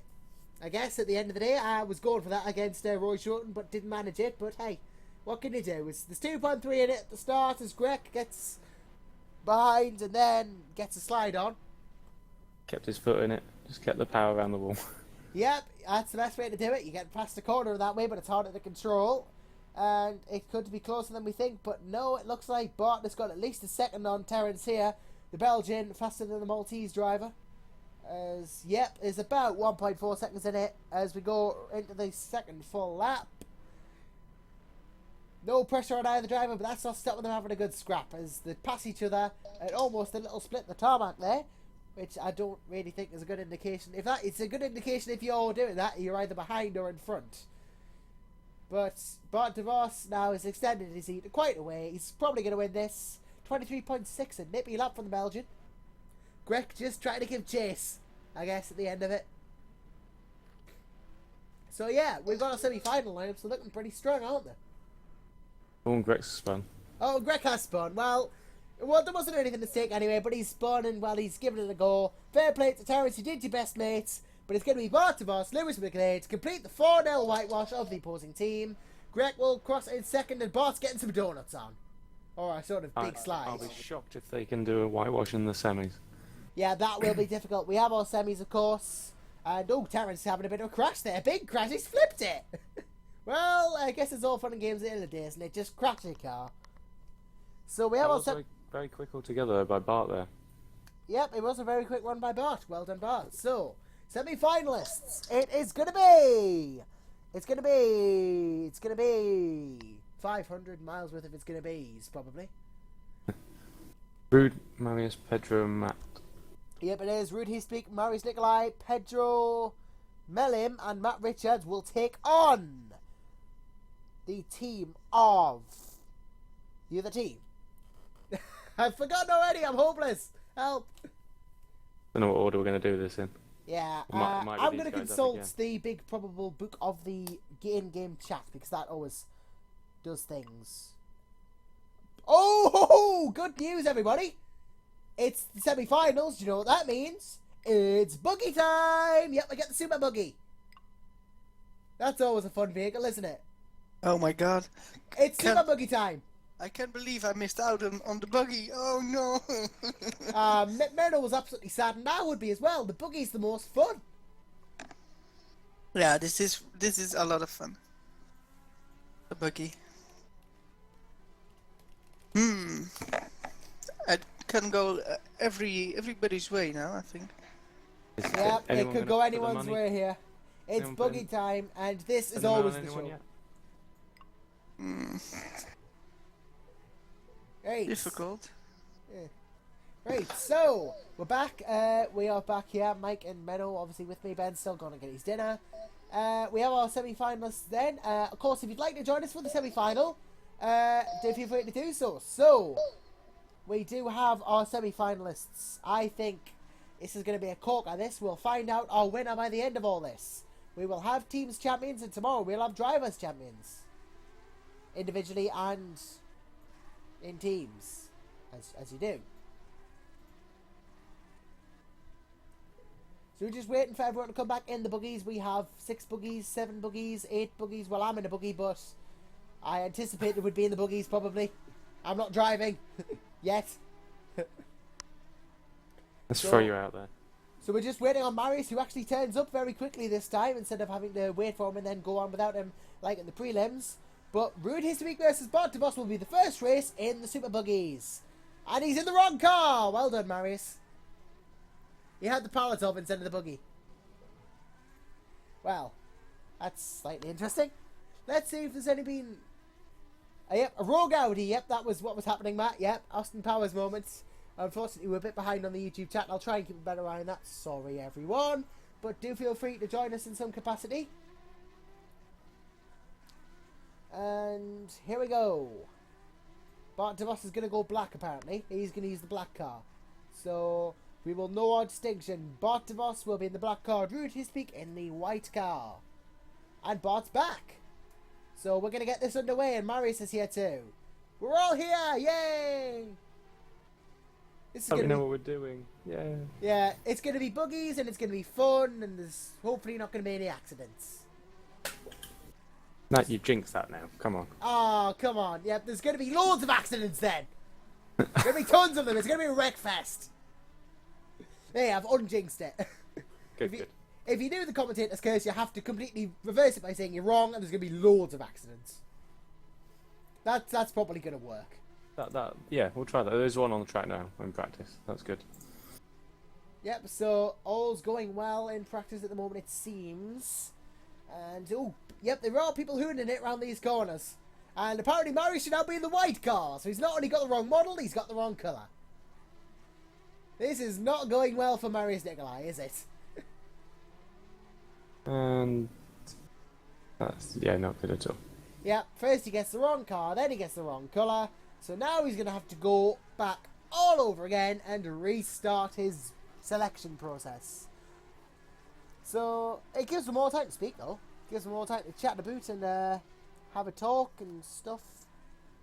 Yeah, almost like a rap party, isn't it? This? Yeah, it is, I guess. It's just like a big party of people. Break the booze out. Bring on the girls. Simon Smith would be the best person ever who wanted booze. Smithy's always we always talk about Smithy, and Smithy's brilliant. We all like Simon, don't we? Bring back Smithy. Yeah, bring back Smithy. If you're watching Simon, please do join if you can. It would be a pleasure to have you here. I doubt he is watching though, because, well, who is? I don't know. I don't have viewer statistics. We've got 15 watching at the moment. We have 15. That's like a world record. Well, 15 people at least are watching me and Mike and other people talk about stuff, and Menno, of course, who's here, and Ben, who's got... Attention grid, all non-essential personnel leave I'm the getting grid a now. shy Oh, there's out 12 of, now. out of a sudden. Oh, I've scared them off. I've scared 3 of them Just off. scared them off. Yeah. Damn it. Sorry, everyone. They I'm were too just waiting in scary. case Smithy was coming. Yeah. I hope he does, because having Simon here with us would be brilliant, but we will do what we can do. So we have our first race now in the Le Buggies, and it's going to be... It's going to be DeVos against Eastwick. Yep, we already said that. Just keeping the suspense up. So, please do feel free to join us as we go. 3 lights, 4 lights, ready, go! The buggies are off like rockets, as they always are. These are probably the fastest cars in the mod, and rightfully so. We always have fun in them. As we're going to see what the timings are between the two. And that means we'll see. You see, there are people drifting the buggies. Who says you can't drift the buggy? No one says you can't drift the buggy. As it's looking to be quite equal after lap 1. That is quite good. We're going to have half a second in it between DeVos and Histamik. Getting me mixed up again. Well done, Josh. Let's hope they don't meet soon then, eh? Yeah, let's hope they don't. Otherwise, I'll get really confused. And I don't want that. Yeah, we have 14 people watching this. Hi, everyone. Good to see you. Do feel free to join us again if you want for some fun and games in the TeamSpeak. Oh, 1/10 in it at the halfway point. Yeah, there's not really much in it at all. This is going to be close. This is a bit of a do-over with that white buggy. That will, of course, be Rutis to Beak. Yeah, but Bart also made a little mistake, so Yeah. they will be very close. It will still be close. You can never count out any sort of close finish in the buggies. It's why we like them so much. The Race of Champions buggies have pretty much... Have they been a staple for a long time? I've only been here since 2013. Oh, they will be very, very Oh close. dear, that's not gone right for Bart. He's had a bit of a clash there, and with the barrier, and he's going to cross here, and Rude's going to cross here. Very quick things, these buggies. You never know what's going to happen. Who's going to make mistakes? Second to last corner for Histamik. Second to last corner. Oh no, it looks like it's going to be Histamik. Yeah. That accident made it cost Bart the race there, and Rude Histamik makes it 1 for his team. Ooh. Histamik and Nikolai. 1-0. Good start for the Dutchman and the German. Good start indeed. Very solid there by his feet. just as we'd expect. 1:48 exactly as well. That's the second time I think we've had an exact figure as the time. Unless it's just glitching up. I think that may have been. I think that rounded up actually. It But might we have- should do a prize though if someone does hit the same. If they're that consistent. It should be a prize indeed, I guess, you know. Consistencies should always be rewarded and stuff. So we got round 2 coming up, which will inevitably be... It's not Histobeek versus DeVos. We've just had that. It's Nikolai versus McGlade. So the Englishman versus the German. Nikolai has the right car now, yay. And he has the right car. Well done, Marius. 5 points. If we were scoring points, that is. In a way, we are scoring points, but we can't really. It's a joint venture for the winners at the end of the day, unless they face off against you to decide who's really the winner. Actually, why don't we do that? Why don't we have the teams champions face off each other just for fun? You know, they've both won the title, now say who's the quickest. Well, that's what the one tomorrow night is for. Tune in then to find Yes, out. do. We've got the individual event, so maybe we'll have our team's champion in the individual race, and we'll see who really is the quickest. Because in this one, you don't have to rely on people, it's all your own doing. You decide whether you can be quick enough or not. Attention grid, will all non-essential personnel leave the grid now? As we go to the grid, and both cars are there straight away. Very eager to get this underway Very with. keen. Very keen. They're just like the buggies, really. That's what it is. The both of us just love the buggies. They just want to get this over and done with, win it, and come back and chat to us in the studio, that's why. Yep, we're that popular. So, here we go then. Next race about to get itself underway. We have the drivers ready to go. It's going to be Marius Nikolai versus Lewis McGlade in our buggy shootout number 2. We get ready for the lights. We got 2, 3, 4, and we are off and away! And it's a good start from both drivers once again. And turn 1 shows that you can keep it under control. Slight overcurbing there from the white car. And that won't do much good, but it won't do much bad, because these buggies are 4-wheel drive. The only cars that are 4-wheel drive, and of course are the fastest. Makes for a slightly interesting challenge, doesn't it? Because you can adjust the torque split as well, meaning you can have front-wheel drive or rear-wheel drive. Choose whatever suits you. As McGlade leads after lap 1, Nikolai chasing behind and gets a bit of a clout with the wall. So, possibly not quite where we'd want to be at the moment, but still. Anything could happen. And, well, speaking of anything happening, next year looks very promising so far with the potential switch to R-Factor 2. Of course, it demands a completely different driving style, doesn't it? So, maybe some R-Factor 1 Star Wars, if they're making the switch, might find it a bit difficult. Yeah, if we do the switch, then you're seeing it now. Obviously, Nikolai has got in here because of his R-Factor 2 results this year. So moving back to this, I suppose, probably isn't the ideal solution for him. Yeah, Whereas you might find others the other way. Oh, he's crashed! He's crashed it. He's crashed Wheels it. The wheels off. Bang! Marius Nikolai out of the race. Lewis McGlade wins by default. That's not the way the German wanted to end things. For sure. Lewis is one lucky driver, isn't he? Is that Lewis 2 has rounds? had a lot 3 of rounds? luck, hasn't he? He has had a lot of luck on his side. If he wins it, he would have deserved it, of course, but you can't say he wasn't lucky. But McGlade, well, wins by default once again. Crosses the line. Maybe it's just people are too scared to race him. Maybe Lewis McGlade is an imposing figure.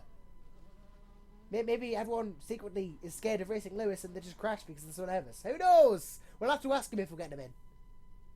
Ask him what his secret is. Almost a 146. Dead. So very, very close again to being an exact figure. He's very good at this, isn't he, Lewis, being exact? He did it before as well. Sven is king, says Perry Vink. Well, we'll have to see. We'll have to see if he does win. He's up next in this next semi-final for certain. So, we've just had DeVos and McGlade. And it was Heasterbeek who I think were in round 1 and DeVos chased afterwards. So it's 1-1. We'll now have Heasterbeek versus DeVos. Or Heasterbeek versus McGlade rather. And then DeVos versus Nikolai. So again, it's going to be crucial to win this, because we will do the full 4 rounds this time, and there will be points at stake in all of them. So this is going to be a good one, I think. It's going to really show who is who. And of course, if you would like to join us in the TeamSpeak, feel free to, because it's just me and Mike at the moment, and Menno intermittently when he is here. I'm here. Oh, he is here. He's just not. He's had his microphone muted. So it's me, Mike, and Menno. Sorry. If you'd like to join us in the booth of boothiness, Come down and party. come down and join the party. Please do. It's very good. Come and join us. It's very nice. Attention grid, all non-essential personnel leave the grid now.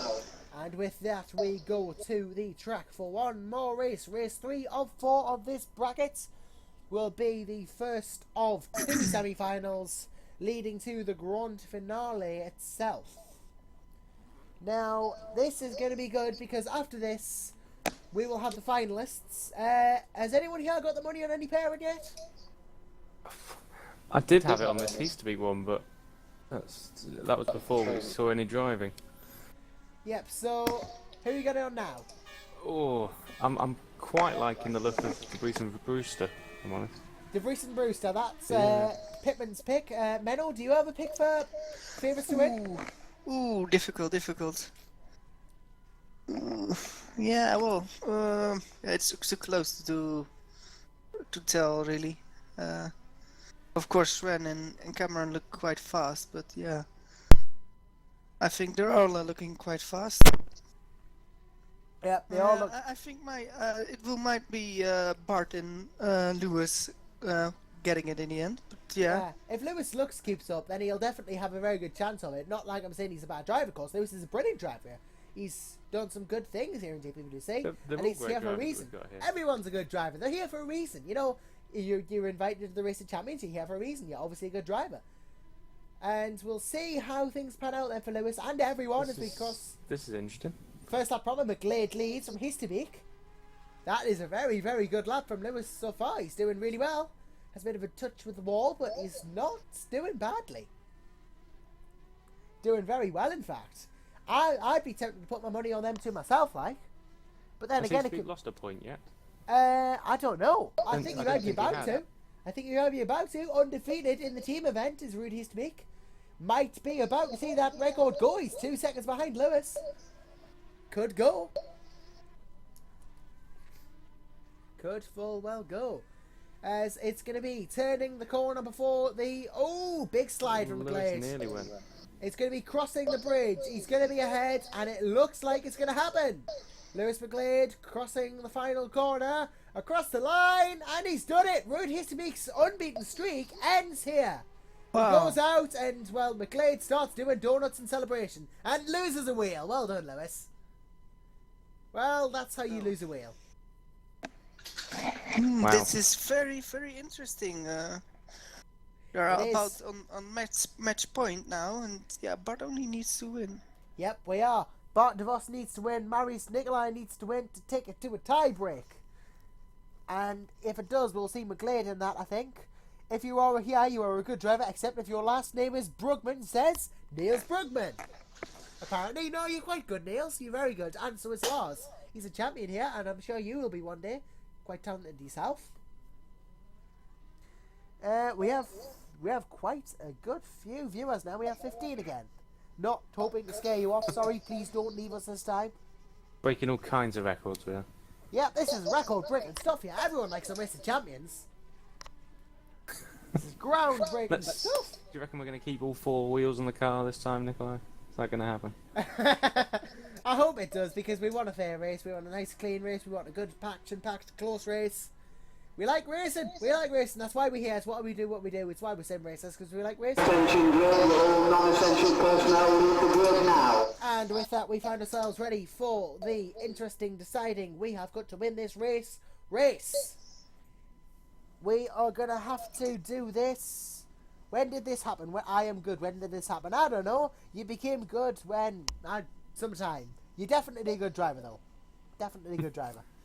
Natural talent.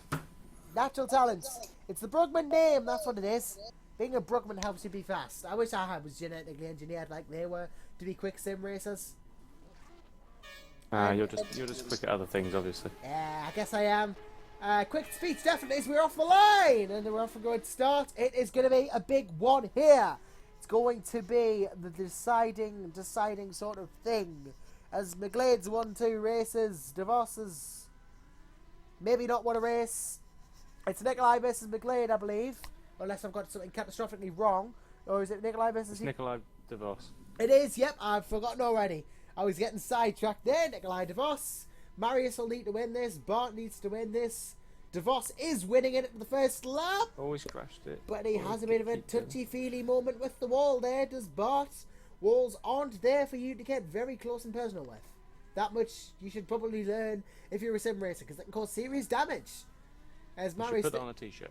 Yeah, put it on a t-shirt. Walls aren't your friends. As Nikolai looks like he's going to be in the lead at the end of the first full lap, and he is by a second. Good margin. A good margin, but he's Oh. clipped the curb again. That's not good, Marius. That might have just given a good shout to the Belgian, DeVos, unless Marius can recover it. And we'll have to see what happens here. Is it going to be crossing the? Oh, it's close. It's close, but that's not a good thing for Marius if he's on the slower lap. We're going to have to see what happens. It's not much in it. DeVos still leading now. Has Marius thrown it away by clipping the curb? I try to stay away from the curbs myself, but we'll have to see what happens. Third to last corner for both of the drivers now. Coming up to the second to last for both drivers now. It's going to be a close one, but I think Nikolai's held it. I think Nikolai's that held way. it. So it's Oh, no, across the line. it's No! last corner. Oh, Marius. Look, is not on your side and he loses a wheel. So no, he couldn't do it without losing a What a wheel. dramatic end. But that was awfully bad luck for Marius Nikolai. Spinning it at the last corner, had to keep the lead and didn't. He will be kicking himself. He knocked the inside he kicked onto the edge of the inside barrier and just got stuck. Oh, it feels so bad for him there though, because he had that in the bag. That was such an unfortunate end to him. He had it in the bag, and now he doesn't have it in the bag, and now they're out. Now they are out, and McGlade and DeVos, by some McGlade luck carries on again. some half stroke of luck, that he's gone through. That was that was a thriller. That Now, was this one is one I'm absolutely. really looking forward to. That was so close. Yep. Here we go. This is the one. Pedro Mellon, Matt Richards, Sven de Vries, Cameron Brewster. 4 drivers left. They will face DeVos and McGlade in the finals. But which 2? That is the question. Marius, of course, very, very sad about that, as you would be. So, we're coming up to the finals now. DeVos and McGlade will be in the finals, of course. But who will join them? We're about to find out. This is some seriously good stuff we've got going here, like 17 people watching. Hi, everyone. That throw, though. Oh, Sandeep. Sandeep says, try being Indian. We're all bad drivers unless we drive taxis. We'll get the taxi drivers over them, that's fine. We'll have them. We'll have anyone here at GPV. We accept all comers. And if you are interested by all this, of course, get yourself over to the GPVWC.com forum and website and get yourself signed up. Get yourself round for the 2016 action. We always like seeing new faces. And if you're around, get yourself over to Berlin. Yeah, get yourself down to Berlin for GPV Day. All the good stuff gets announced there. Of course, we get all the things like Career Ladder and any new series or new things that GPVWC are doing. It was the Atlantic series that was actually announced. Attention grid, will all non-essential personnel leave the grid now. The Atlantic series, of course, got announced at GPVWC Day last year. We'd never heard of it. The revised Masters series was at the GPV Day prior, I think. We learnt all these things at GPVWC Day. So There's a lot coming this time as well, so listen up. Make sure you're around that weekend. If you can get to Berlin, fantastic. If you can't, stick to the website, the forums. There'll be people's someone Twitter keeping you feeds, posted. Everything. Someone will There's keep you loads going posted. There's always some information going on somewhere in the world. So here we go. The big one. It's Pedro Mellon, Sven de Vries. Who will prevail? The lights are out, nearly. Now they are. Here we go. And who's going to win? This is going to be a good one, I think. It's going to be good as we get a bit of a slidey for the white car there. I'm not sure who's here anymore. Excuse me about to do the tab trick. De Vries is black. And Oh. De Vries is the black car. Thank you very much. And Pedro not Menno, Pedro is in the other one. So De Vries in the black car, Pedro in the white car, looking to be a very good race indeed. Not much in it at the first split. Melham only 0.6 behind, has a clout of the wall though, which won't aid matters. As we saw with Marius Nicolai, unfortunately, clouting things does usually end to wheel removal and I have to disaster. apologise for the lack of picture, guys. Oh, we've lost the picture, have we? Sorry, my mistake. I'll fix that immediately. We should have a picture. Yes, we do! Sorry, I forgot to switch it over. Josh, you're an idiot. So, there you go. You can see now that Pedro Melham is 0.131 behind, or 0.457 behind, even. Yeah, sorry about that. I forgot to switch it over. I do that sometimes. If people don't remind us, then I don't. Sometimes I need to get on top of that. It's a good thing I do have you here. Cracking job, mate. Don't worry. Keep it going. It's a good thing I I'll do get have you there. here, Mike, because then I'm on the straight and narrow. It's always good to have people around. It's always nice to have guests around and talking about things as we go to the last lap. De Vries leads. Feel free to kick me out whenever you want. Oh, no, I'll keep you around. It's lovely having people. I wouldn't want to get rid of you. You don't know me well. So here we go. Second to last corner for both drivers now. Looking to be close. Oh, well, it was going to be close, but now it's not going to be as close. Still very close. But it is still very close. Who's going to win?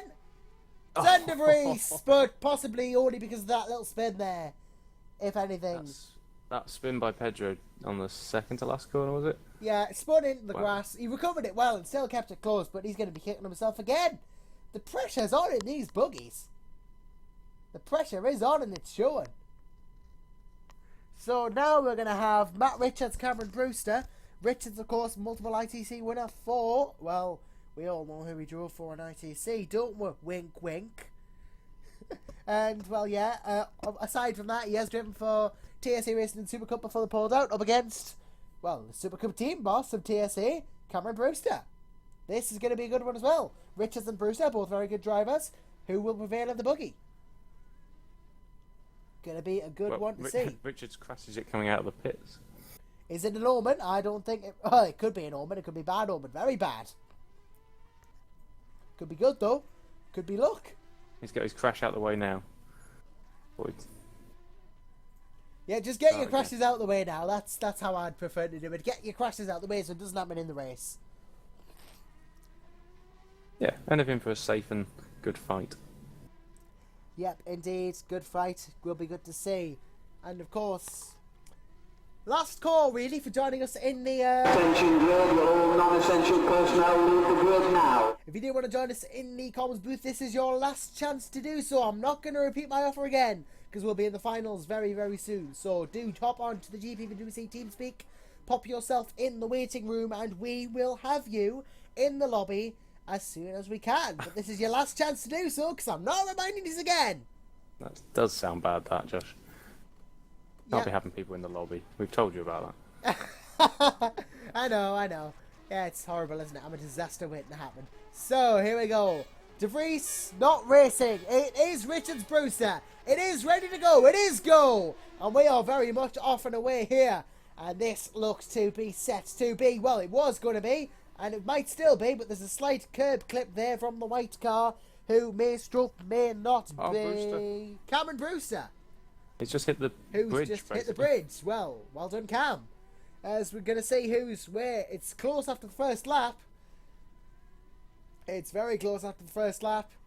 Who's going to cross the line in first? Wow. Well, 0.012 in it, but Richards ahead. That's not going to be good for him. But Pedro Melham obviously didn't do very fantastically in that in the white car with that little spin. So Richards in the white car, Brewster in the black car. If I am correct, which I hope I am, as we're You gonna, are, don't I worry. am. Yep. And Don't doubt it's yourself. yep, it's going to be De Vries now. Well, De Vries is it is going to be no, it's going to be Richards crossing in first at the halfway mark. So that's the fastest lap. Cam maybe feeling a bit of pressure, but he is a good driver. Got some World Sports Series second places in 2014. Did very well this year as well for walk racing as well. He's definitely been around the block as far as World Sports Series is concerned. This is getting close again. But Richard still has it. I'd put him down for the win, unless something happens. I would put him down for the win indeed. As we're coming on to said last lap, Cameron's got it all to do. Rat is just going to keep it going, I guess, at the end of it. Because that's how you get races won. First to finish, you must finish first. As the saying is paraphrased. And It works. Yep, it works. And Matt Richards is going to go left here, round the corner to win the race. And that is going to make it 1-1. It's going to make it 1-1. And a wheel has been lost once again. I tell you what, these wheels don't like to stay on the cars, do they? It seems they want to go rogue. Yeah, they're just having fun like we are. Yep, wheels are having fun just like us. So, next round will be De Vries Richards or Melin Brewster, one of the two. Melin Brewster we're going with. Yep, we're going Melin Brewster. So, Pedro versus Cam. Cam's just raced. Pedro's getting back in the car. Please don't spin it this time, Pedro. Would be better if you didn't, pace-wise and for your own personal health and safety. Because, well, it's very scary spinning a car. Sometimes, if it's a powerful one and you don't like to crash. But this is looking to be very good indeed. Going to be the final soon. We'll find out now which team makes it. As we're going to have Melin Brewster. It's 1-1. We'll be doing 4 rounds, possibly 5 if we need a tie break. As we just wait for procedures. Attention grid, will all non-essential personnel leave the grid now. To get underway, which they have done. So, Melin Brewster a match up here. Cam in the black car, Pedro in the white car. The buggies are ready and raring to go in this race of champions, which we are having. Just waiting for Pedro to take to the track and for the lights to appear and disappear as they do. And he is here, is Pedro. So, here we go. Waiting for the lights. Revs are high, hopes are high. 2 lights, 3 lights, 4, and we are away very quickly, in fact. Looks like Cam got the better start there. Visibly better, in fact. Slightly got the better launch over Pedro. But time will tell if he can convert that into the win. Which it would be very good if he could do. Whoever wins this, of course, will take that team 2-1 up and force the other team to win the next to take it into a decider. And that will, of course, be interesting for a semi-final if we go to a decider. Could see a tie break to see who goes through. Deciders, semi-finals, tie breaks. It's all good in the end, isn't it? As long as we come out with a winner, I'm happy how we get there. Yeah, you haven't seen my grand plan yet to insert myself into the final and win it. Well, you did manage to get... Are you in tomorrow? I'm not in the individual event. No, I'm doing I can't obviously announce I am doing commentary for the individual event, but whether I'll actually be racing is definitely a no. Oh. It would be a shame, really. I'd like to race in the individual, but I've committed myself to the broadcast, and that's what we will do. There's always next year. There's always next year. I just have to do well enough to 2, which in all fairness, I'm okay. Which again brings up the idea, you know, new simulator could see some new results. I mean, I like to think I'm okay in R-Factor 2. I'm a lot better consistency-wise than I am in R-Factor 1, because there's so many better physics that suit us better. I just like it, you know. As last lap, Cam not leading. But yeah. Sadly, I was here when we changed from GP4 to R-Factor 1. Yep, it was a big change with the advent. Showing my age. Yeah, that was the very start. Oh, Cameron gets the curb. May just hand the win here to Pedro Melin, and he'll be happy to win it. Pedro Melin takes his team 2-1 up. Well done, Pedro. Slight stroke of luck, it must be said, but at the end he capitalised on that luck, because if luck is given to you, you have to take it. Looking like the winner of the whole thing's going to be the people that make no errors. Just like... Yep, you've just got to be consistent. Yep, although I did prove that wrong myself because I wasn't very quick, but I made no errors, didn't get past the prelims. So you have to have speed as well, but it's mostly about consistency. Right. You're just there to prove me wrong. That's fine. That's why you lost, wasn't it? No. I aim to try and uphold ideas, but this is going to be a key one, this race. We're going to have, of course, De Vries versus Richards, and with Melin winning there, they're 2-1 up. Matt Richards must win to take Team TS. Well, no, Matt Richards must win to take him and Melham into a decider. Otherwise, it's going to be the American and the Englishman going through to face the Other way around, by the way. the other... If Richards wins, they're through. Oh, sorry. Well, there you go. There's me wrong again. Get your head together, Josh. The individual event will be easier because we'll have a pool and then we'll have... Or maybe we'll just do a straight knockout. I don't know. We'll do something. Attention grid, will all non-essential personnel leave the grid now? There will actually be an individual event and it will be broadcast. So that must be yours. But Richard's team wins. Him and Melham go straight through. Sven's team wins. Goes to a decider. Will it be the Welshman and the Portuguese driver? Or will it be the American and the Englishman? Either way, they'll face a Belgian and a Brit in McGlade and DeVos. Obviously, McGlade's the Englishman. Getting my nationality switch around there. But I got them right, which is better than getting them wrong. That's pretty close. We'll accept that. It's fine. Yep, Pass. acceptable. And what's also acceptable is this race is about to get underway now. Good start again from both drivers. Very, very good off the start. And we'll see who wins. It's going to be a crucial one. Going to be important for both drivers. It's always the last one where the pressure's on, isn't it? Because you've got to win to give your team a chance of going through. It's the decider. It's why it's the pressure's on. It decides things. Aptly named. Yep, very aptly is. named. It decides things. It's called the deciding match. Or race. As Richards 1.5 just over behind De Vries in this first lap, but it'll be the end of the second, as I've said many times, where we really get a gist for who is where. Because then they've covered the same distance. And then we really know. And it could be close. It could be close. Usually when it's this close, it could be close further. No! Richards on. Richards in the wall. Wheel lost in there. Sven de Vries wins by default. And we have a decider. We have a deciding decider of deciders. We actually do have a decider. And it's to see who goes into the final as well. So, how many races has Sven won? Because if he's won both his races, he'll be representing the team in the final. He's just won both there. I think we'll see Melham de Vries, will we? We might see Melham de Vries. Sven, of course, just taking it nice and easy now. He knows he's won. Richards is at the track. He'll be fuming, well, Matt, because he'll want to have won that. Well, if it is Melham de Vries, do you remember that was the first one we did a minute ago? And that was the one that Melham just messed up a little bit and de Vries only just beat him. It's going to be very, very close. So, Worthy decider. potential redemption indeed for the Portuguese driver. But Sven de Vries sweeps up the win that he got by default, it must be said, although he did earn it because he's here. Joshua bringing life to this event. Of course I do, David. That's what I do best. David Franchik stating the obvious. Teams nominate a driver for the lineup, apparently. Oh, do they? Well, you say I thought it was always the fastest that went through because we didn't get the chance to nominate, but then again we went out straight away. But if you get to nominate, that's all right.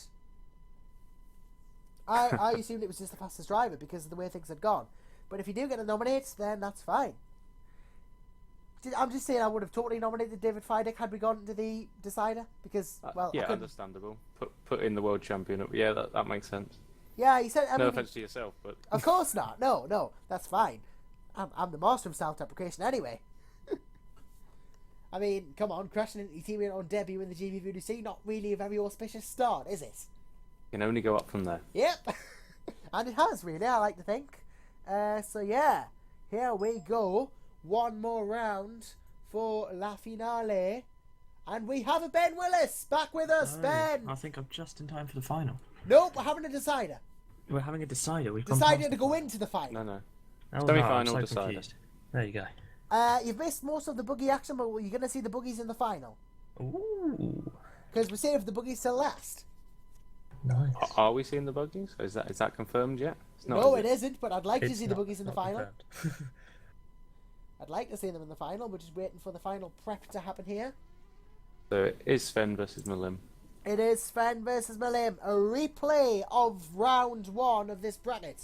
Can Pedro gain redemption? Will Sven make it too? It's the American versus the Portugueseman in the battle of the drivers to decide which team will go through to the final and face DeVos and McGlade. Attention grid, will all non-essential personnel leave the grid now. And you get a real sense that this one matters. Both drivers will want to push it to the limits to get their place in the final of the 2015 GPVWC Race of Champions Team Event Final. As we will be seeing, I believe, Sven de Vries in the black car and Pedro Mellem in the white.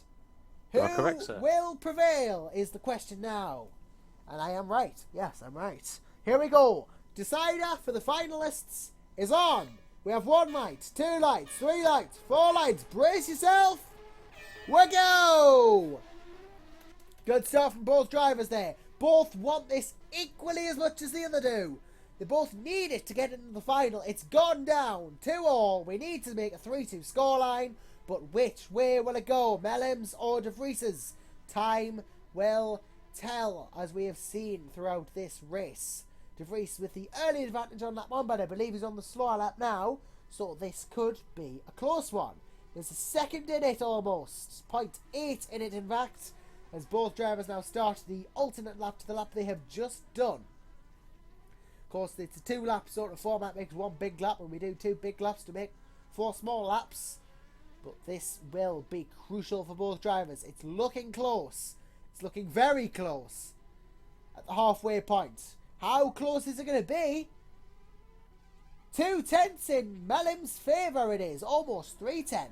But can he hold it? We saw this last time. It can go down to the last corner. Anything can happen in Race of Champions. We might just about see it happen. We might not. We may not. I'm not ruling anything out. I'm not saying it will. As it's still looking close. If he's within a second, I'd say he has a fair shot. As we come round to the last lap. He is. He's 0.7 in it. So, it's Mellem's to lose now. He has to hold on. De Vries must stay ahead. Mellem must, well, De Vries is to get ahead. Mellem has to stay ahead. Third to last corner for both drivers. Mellem onto his second to last. De Vries hopping the bridge. It's going to be a close one. And Mellem's, he's done it again. It's deja vu all over again. Will he win it this time? It's going to be close. Can he avoid fate? No! It's happened again. Pedro Mellem loses out in the second to last corner and hands Sven de Vries victory by the skin of his teeth.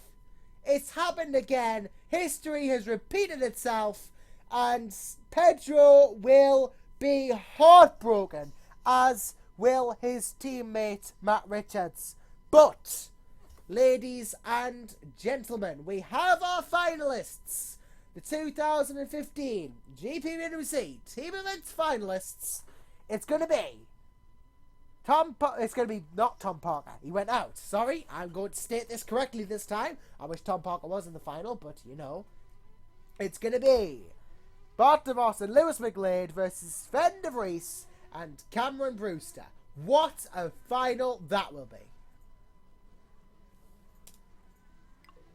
It's what we're all waiting for. This is exactly what we're here for, isn't it? Yeah, indeed. A very interesting matchup. And it's going to be very close as well. Very close. This is going to be the big one. This is it. The final is here. Same colour, same cars. Bart DeVos, Sven de Vries. The does do meet each other. It is going to be chaos for me. Yes. I do love me some absolute word mashing.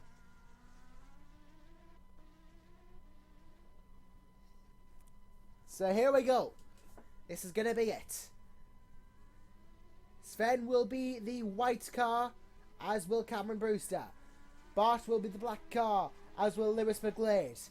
It's a Belgian, an Englishman, another Englishman, and an American in the finals. Who's going to win it? Place your bets now, please, because this is going to be a good one. I'm going to have to stick with my Sven de Vries one then, I suppose. I personally think that Lewis's luck's going to continue. I'm going to say DeVos and McGlade. Hey, you've actually gone for something now. I've made my choice. I'm sticking with it. DeVos and McGlade for my win. It would be brilliant to see them win. It would be brilliant to see anyone win. They're all worthy winners. Everyone here who turned up would have been a worthy winner. So here we go. Good luck, every driver in the final. You've made it a brilliant viewing experience. And this is where it all gets decided. It all comes down to this. The big one. The final four. Final five if it gets to it. Would it not just be fair to say it coming to a decider? The final shootout would be so fair to say it coming to that. Oh, just think of the pressure. The pressure would be immense. This penalty is shootouts, isn't it? But for cars. and it's quite apt actually because we're at Wembley. So Exactly. There you go. penalty shootouts but for cars. It goes to penalties. The final shootout. Will we even get there? Time will tell. Good luck, every driver. This will be fun to watch. The final is here. The pressure is on. This is it. The big one. You're getting a lot of praise in the chat there, Josh. You're doing a great job. Yeah, I guess I am. Thank you. And here we go. Attention grid, will all non-essential personnel leave the grid now? And I finally managed to get a seat in this stadium, and so I can actually watch this. Yeah, well done, Ben. Got your tickets. Yep, I may have lost them before this. Yep, well done. Misplacing your tickets is always a good thing. So, Battle of the Diz this time. De Vries. Belgian boy versus American boy. Oh, though they're both more like men, really. They're in their 20s, probably. Bart de Vos, former Super Cup champion. Sven de Vries, very, very talented American driver. Probably won a championship of his own somewhere. It's a race, surely it's a race of champions, isn't it? As we wait for the lights to go out. 3, 4, the All-Star Final is go! And we're off to a good start for both drivers as well. De Vries and De Vos both getting a pucker start, as the Jodies would say. Going into the first proper turns, each driver, well, De Vries did first lap anyway. Or her was in black cars, return the turns. Turnception is round out of the last lap. It's looking good. Yep, very clean. I think De Vos just clipped the wall coming up to the bridge, but It's pretty looking clean very first lap. very much a big gap. 2 seconds in it between De and De, as it says on the overlay there. Of course, it is De Vries ahead of De Vos. I just quickly activated the driver name standing, so I didn't have to ask. As De Vries now, with the early lead, finds his lead still intact from the Belgian. But it's only about a second now, or half a second, compared to the 2 seconds it was before. It has in fact halved to 1.2, so just under half, over half even. He's got more than half left. It really looks like De Vos is struggling to get the power down. Out the last 2 corners, De Vries was just pulling away. Yeah, it is important you do get the power down, because if you don't get the power down, you will suffer the consequences of not getting the power down, which is slower driving. As we go on to the last lap now, De Vries still in the lead. But will he hold it? There's going to be too much of a gap for De Vos to make up, but remember, De Vries is now on the longer part of the lap. He is, so De Vos has got it all to do. De Vries has got to hold it together. It's all to do for the American, all to do for the Belgian. I'm sneezing a lot now. I've managed to meet it though, but De Vries is going to cross the line and make it 1-0 for Sven and Cam. And he does it. Yeah, very convincing start. I think De Vos just lost it out the final corner and was using the wall to keep straight, but good win there for De Vries. It is indeed. So, will we see this go to 4 races? It's 1-0 to Sven and Cam right now.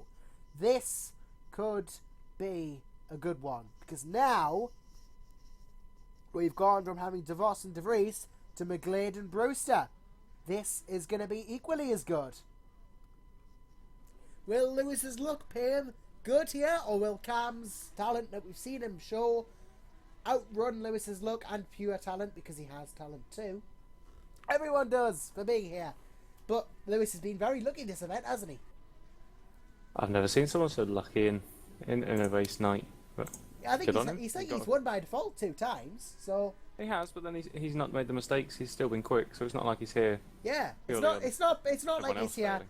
It's not like he's here because of everyone else's mistakes. He's not here because everyone else's mistakes. It's because he's here because he's a good driver. Everyone's a good driver for being here, and at the end of the day, it's all about fun and games, isn't it? Except there's a title to take to it. I can say, Attention grid, will all non-essential personnel leave the grid now? make it sound like a school sports day. Everyone's a winner. Everyone's a winner, but the winners Except are the real the winners. ones that actually win. Yeah, they're the champions. And this is going to be a good one then. So, here we go. McGlade versus Brewster. This is going to be the big one. McGlade, of course, in that white buggy, I think, or is it the black one? Other way McGlade's round. in the black. Yep, McGlade in the black, Cam in the white. Who's going to win? It's going to be a close one, hopefully, as we have the lights coming on once more. And away they go! And it is a good start. Again, they've had very good starts, everyone, this Race of Champions. For the most part, they've got the start right. It's just the rest of it, that's the hard bit. With the turns and twists that Wembley Stadium offers us. Ooh, think that was Lewis getting a bit of a clippy clip there with the wall. But still, not that much between them. There's only about a second, so it could be close. Yeah, That's very relatively good. clean Ooh, first lap. clips the wall McGlade's again. just clipped the wall. He's done that twice now, I think. So he's still within the chance. He's still got a chance. It does show how much they're pushing, though, doesn't it? They're really getting close. He's all very close to the wall again. Through Yep, the drifting infields. it like crazy. See, so close at the end of this first full Oh, lap. this is going to be level. Absolutely level between the two. McGlade inches it. No, Brewster inches it.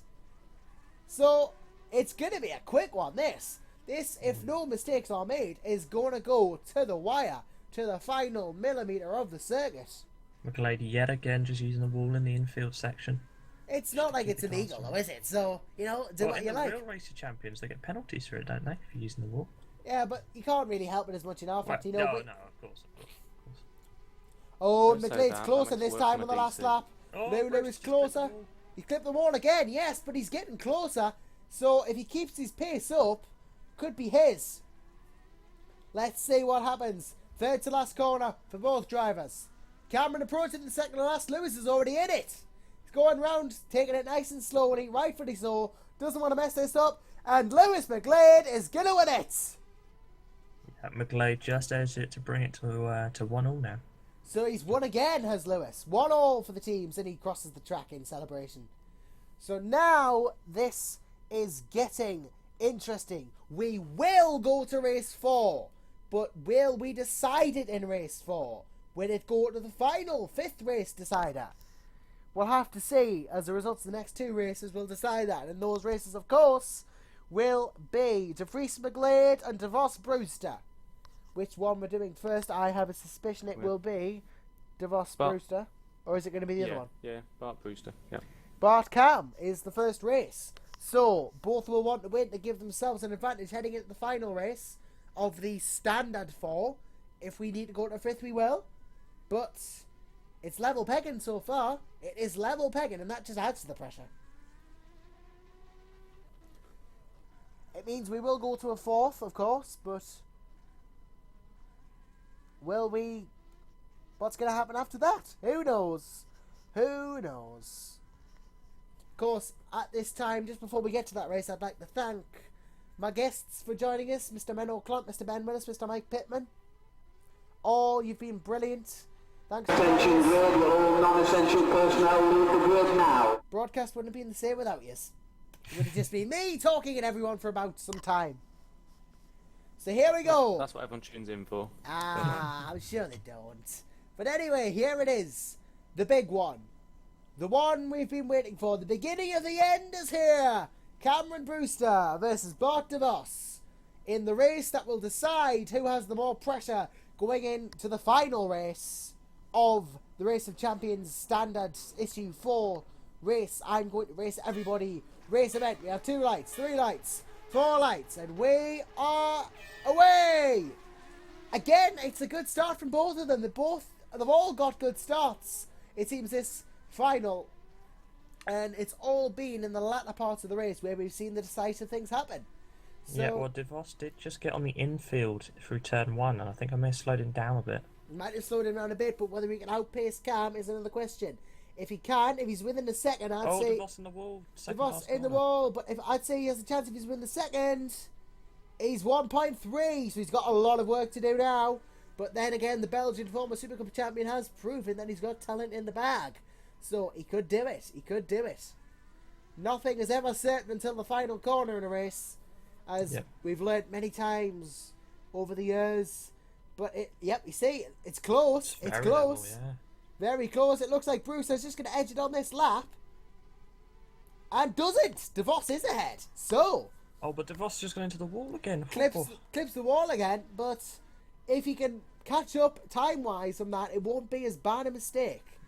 We've seen Ruud Easterbeek make a brilliant comeback as well, from going on the infield to winning. So it's not to say that this race is over just yet. There's only about half a second in it, I'd say. And Cameron Brewster, of course, on the slower part of the track. There is 1.1, but it's a question of will Bart get this done. It's going to go to the close finish again. And what a fitting way it would be. It always is good when we have a close finish. I think DeVos may just edged it. Brewster made a mistake into turn 2. And We'll have to see. It's going to be close. I think Cam might have this, actually. He could have it. It's going to be close. But will Bart get the last bit of turn? No. Who's it going to be? It is going to be Cam. Brewster.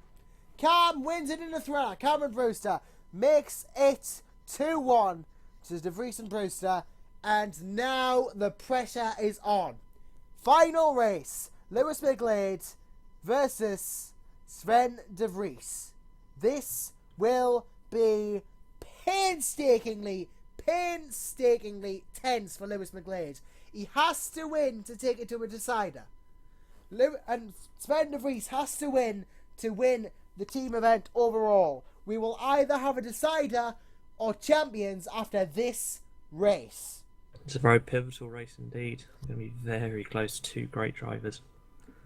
So, because it's so pivotal, I'm going to get some opinions going here. Firstly, Mike, who's your projected winner of this race? Oh, I'm still sticking with my man, De Vries. Ben, do you think it's going to be Sven as well, or? I think, well, I'm hoping McGlade's just going to pit this and we're going to take it to a 5-set thriller. That's fair dues. Menno, if you are about Menno, who is your projection to win, of course? We've got Sven and Lewis going at it one-on-one. Lewis. Lewis is going to win it, says Menno. Yeah. I'd rather stay out of it for fear of jinxing it. I have a feeling Lewis will win it. Well, we'll just have to see. Attention grid, all non-essential personnel leave the grid now. As what could be the most crucial race of them all is here, and we're going to be different. Oh, going again, Menno, sorry. Oh, sorry, yeah. It's fine, it's fine. Better? Yeah, that's better. So, here we go. The crucial race. De Vries McGlade. This will be important. We'll decide something at the end of it, but what will we decide? I do not know. As for the final time in the 4 race heats we have, may go to a 5th race if we're lucky, but we have 1 light, 2 lights, 3 lights, 4 lights, and the race is on! Good start from both drivers. Look, Sven edged it slightly at the start there. Lewis has the work to do. He's got the pressure on him. He's got the weight of getting the team through to a decider on his shoulders. Sven has the weight of getting them through to the winning in his shoulders. Equal weight on each driver. I make it about 8/10 to make it equal at the end of lap 2, providing a perfect race. And the gap is 0.9, so it's not that far off at all. And what a first turn from McGlade there, just sliding it through beautifully. It's perfect. It's just that I haven't seen any errors in this. It's been the cleanest first lap so far. Oh, you're jinxing it, lads. Come on. Come on, please don't jinx it. We want to see racing. Oh, he's in front. Who's in front? I think it's McLeod. We'll have to see at the end of this lap. And it's De Vries by a margin, but it's not over yet. Not by a long shot. This has still got 2 laps to go, and it could swing either way of the pendulum. As, again, we'll be looking at the gap at the end of this lap to determine a guess at who will be where. De Vries versus McGlade. Last lap, what's the gap? Point, well, it's the second, but you never know. Lewis is going to do a lot here, but Sven could trip up. He's going to have to pull it out of the bag here. Will be crowned champion? Will be taken to a decider? I don't know. We'll have to find out. Coming up to the second and last corner for each driver. It's going to be close. It's going to be close. Who's it going to be? Could be Lewis. It's going to cross the line. It is. I don't know. Yeah. McGlade. McGlade has done it. It's 2-all. And in fitting fashion, the Race of Champions team event goes into overtime. I think the pivotal moment on that final lap was De Vries just got slightly too tight into 3. Just got a wheel on the grass and slowed We're it gonna, down. Very we're well. gonna have a rematch now, lads. I think. Yeah, I think it will be a rematch. I think this was pretty close, and we'll see who will nominate. But yeah, I think it could be Lewis Sven again, That would and be a then- lovely rematch. and then Sven isn't out of it. But yeah, I saw Lewis driving, and well, that speed through the corners, he was just so fast. This Right. is beautiful to watch. This is it, ladies and gentlemen. It's gone down to the very last race, as we hoped it would. I'm not going to call any winner here for fear of jinxing it, but we I'm have offended much. Come on. we have the race to decide the title. I'm going McGlade, putting it down there. I think he has perfect car control at the moment. Yeah. I may be Yeah. jinxing it, but But yeah, it will be They're it both will be fantastic. very tense. But I'm still sticking. I can't change now at the final second. I'm still sticking. It's like Right. putting your money on red or black, isn't it? Attention grid, all non-essential Yeah. personnel leave the grid now. My money will be on Lewis as well. But yeah, could go either way. Ben can prove me Indeed. wrong. This is so tense, isn't it? Even I'm feeling the tension and I'm not even racing. This is such a tense race. So this is it, ladies and gentlemen. Lewis McGlade, Sven de Vries. One more time to decide the team's champions of the 2015 GPVWC Race of Champions. The American versus the Englishman, black versus white. De Vries on the left, McGlade on the right. Hold your horses, ladies and gentlemen. It's go! The title decider is off. Who will win? It looks to me like De Vries got the better start. But you never know with this, as we've seen so many times. It all comes down to consistency. it does indeed. It looked a very good start. De Vries pulling sort of slightly to the right, may have touched the wall, but still a very good start from both. Yep, they can both just hope and pray now. It's all in their hands. The title will be decided by these two drivers, De Vries and McGlade. 3 laps remaining of the 2015 GPV team event. We will see who is where by the end of this. So, coming up to the first lap proper. It's close. It's very close. My heart is racing at the moment. There's nothing to separate them. That was a dead heat through there. Oh, Nothing McGlade to just separate them. got into the wall. Just slightly, but will it be enough to cause them the weight loss? I don't know, but we'll have to see. You It's just clip the wall again. so It's a very rapid close, third isn't lap. it? So tense, so close. Gets a bit slidey out of that last turn. Sven, could he do it? I don't know. It's so close. Menno's saying it is. Everyone's saying it is. What's the gap? It's 1.3. It's 1.3. Is that too much? Well, I that's think a McGlade good had a turn bad one from lap. Lewis.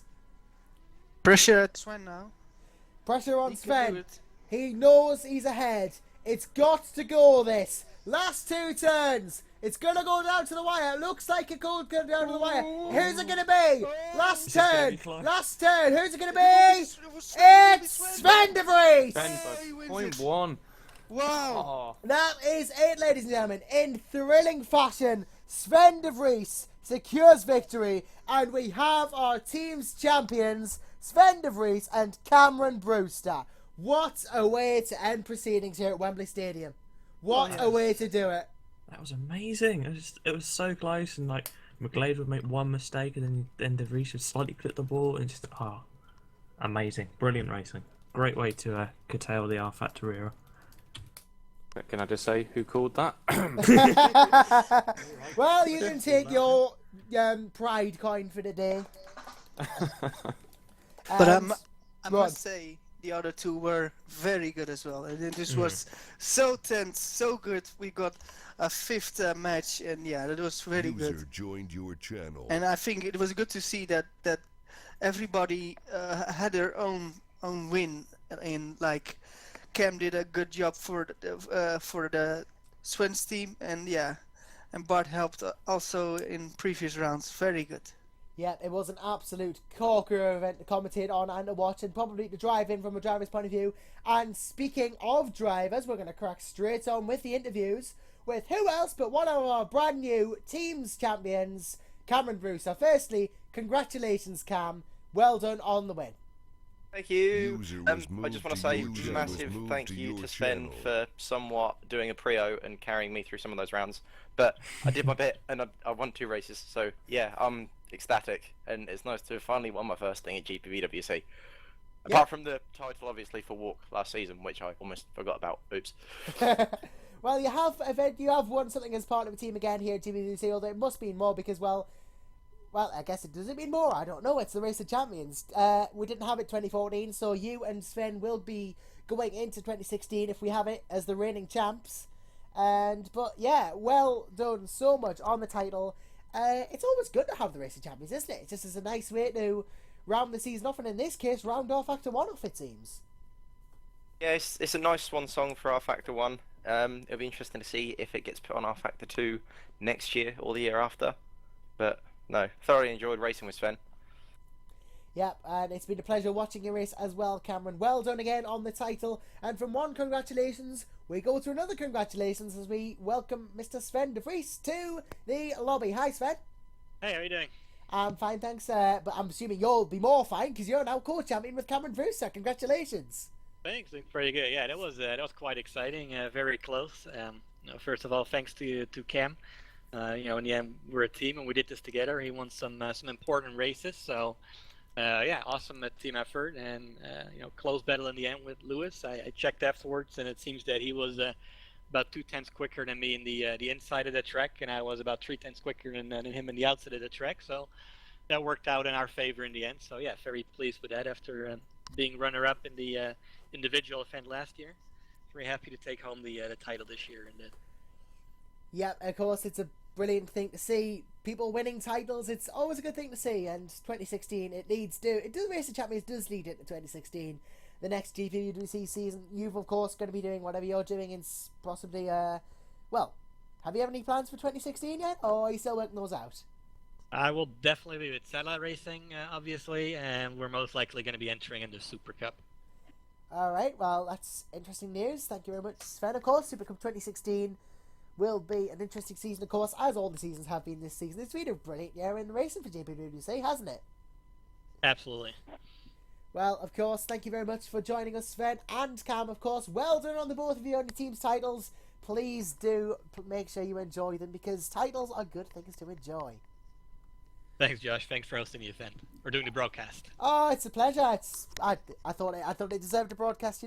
Racing Champions is always fun to see. User disconnected And from your we are channel. now going to go, I believe, to Mr. Matt Richards, who is also in the lobby with us. Hello, Matt. Hello. Of course, you got very close as well. You had a good run as well in the Racing Champions. Well done to you. Didn't get to the final, unfortunately, but you did lose to the champions. So, I suppose there's not really much shame in that, is there? No, not at all. This at least we did lose to the champions instead of losing to people that then lost instead. I was rooting for them in the end. But no, it was a great event, great fun to be part of. I didn't think I'd get that far because I didn't think I'd be quite as quick as some other people. But yeah, really enjoyed it, and shame I messed up in the end, but it's my fault. So, oh well, all fun and games. Well, still, you did do very well to get to the semi-finals, of course, and, well, it's a good round out in 2016, isn't it? Because we've had a good season, we'll be possibly making the move over to Raw Factor 2 next season.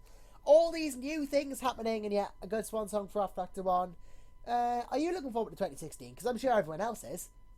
Yeah, I really am. I'm hoping everything's on R Factor 2 because I think that's the mod game to go to, and just how well it ran last year with Wheel GT and Atlantic Series just shows that it needs to be used. So yeah, I'm looking forward to it if I've got the time to do the races. Indeed, yeah. It would be a brilliant thing to see around next season, of course. And, it's always good to have all those people around. And, well, it's just as is life, I'm starting to lose my words. I'd better cut this off before it goes south. Thanks, Matt, for joining us in the broadcast room. No problem.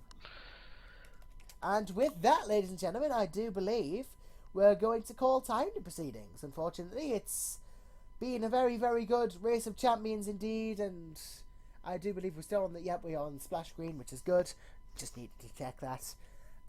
So yes, I'd just like to take these closing minutes of the broadcast to thank everyone who's been in the booth. That's, to name a few, Cameron Bruce, Sven De Vries, Meadow Clark, Matt Richards, Ben Willis, Mike Pittman, who are with me now, of course, and anyone else who's watched, anyone else who's been here, and just everyone for being around, really. So, Mike, Ben, any closing words? Yeah, I just think that's just summed up another amazing season at GPV, and as we head into this period of change, I think it's been closed very well by a brilliant bit of racing. And yeah, I just want to thank yourself, Josh, and anyone who's competed here tonight, and in fact throughout the whole season. I know I won't be around tomorrow, so I thought I might as well do it now. Anybody who's competed at GPVWC all year or contributed in any way, if that's working under me at the DC or winning titles, thank you all very much for a great year, and I hope to see you all in 2016. Indeed we do. It's the community that makes GPVWC what it is, you know. It's such a nice place to be, and why not get yourself along? Join up on the forums, and you could be part of 2016's actions as well. And speaking of action, of course, I personally will be back tomorrow for the top 16 drivers shootout session of the Race of Champions. We'll be doing the individual events, the 16 best of the season, duke it out one-on-one against each other to see who will be the individual champion of champions.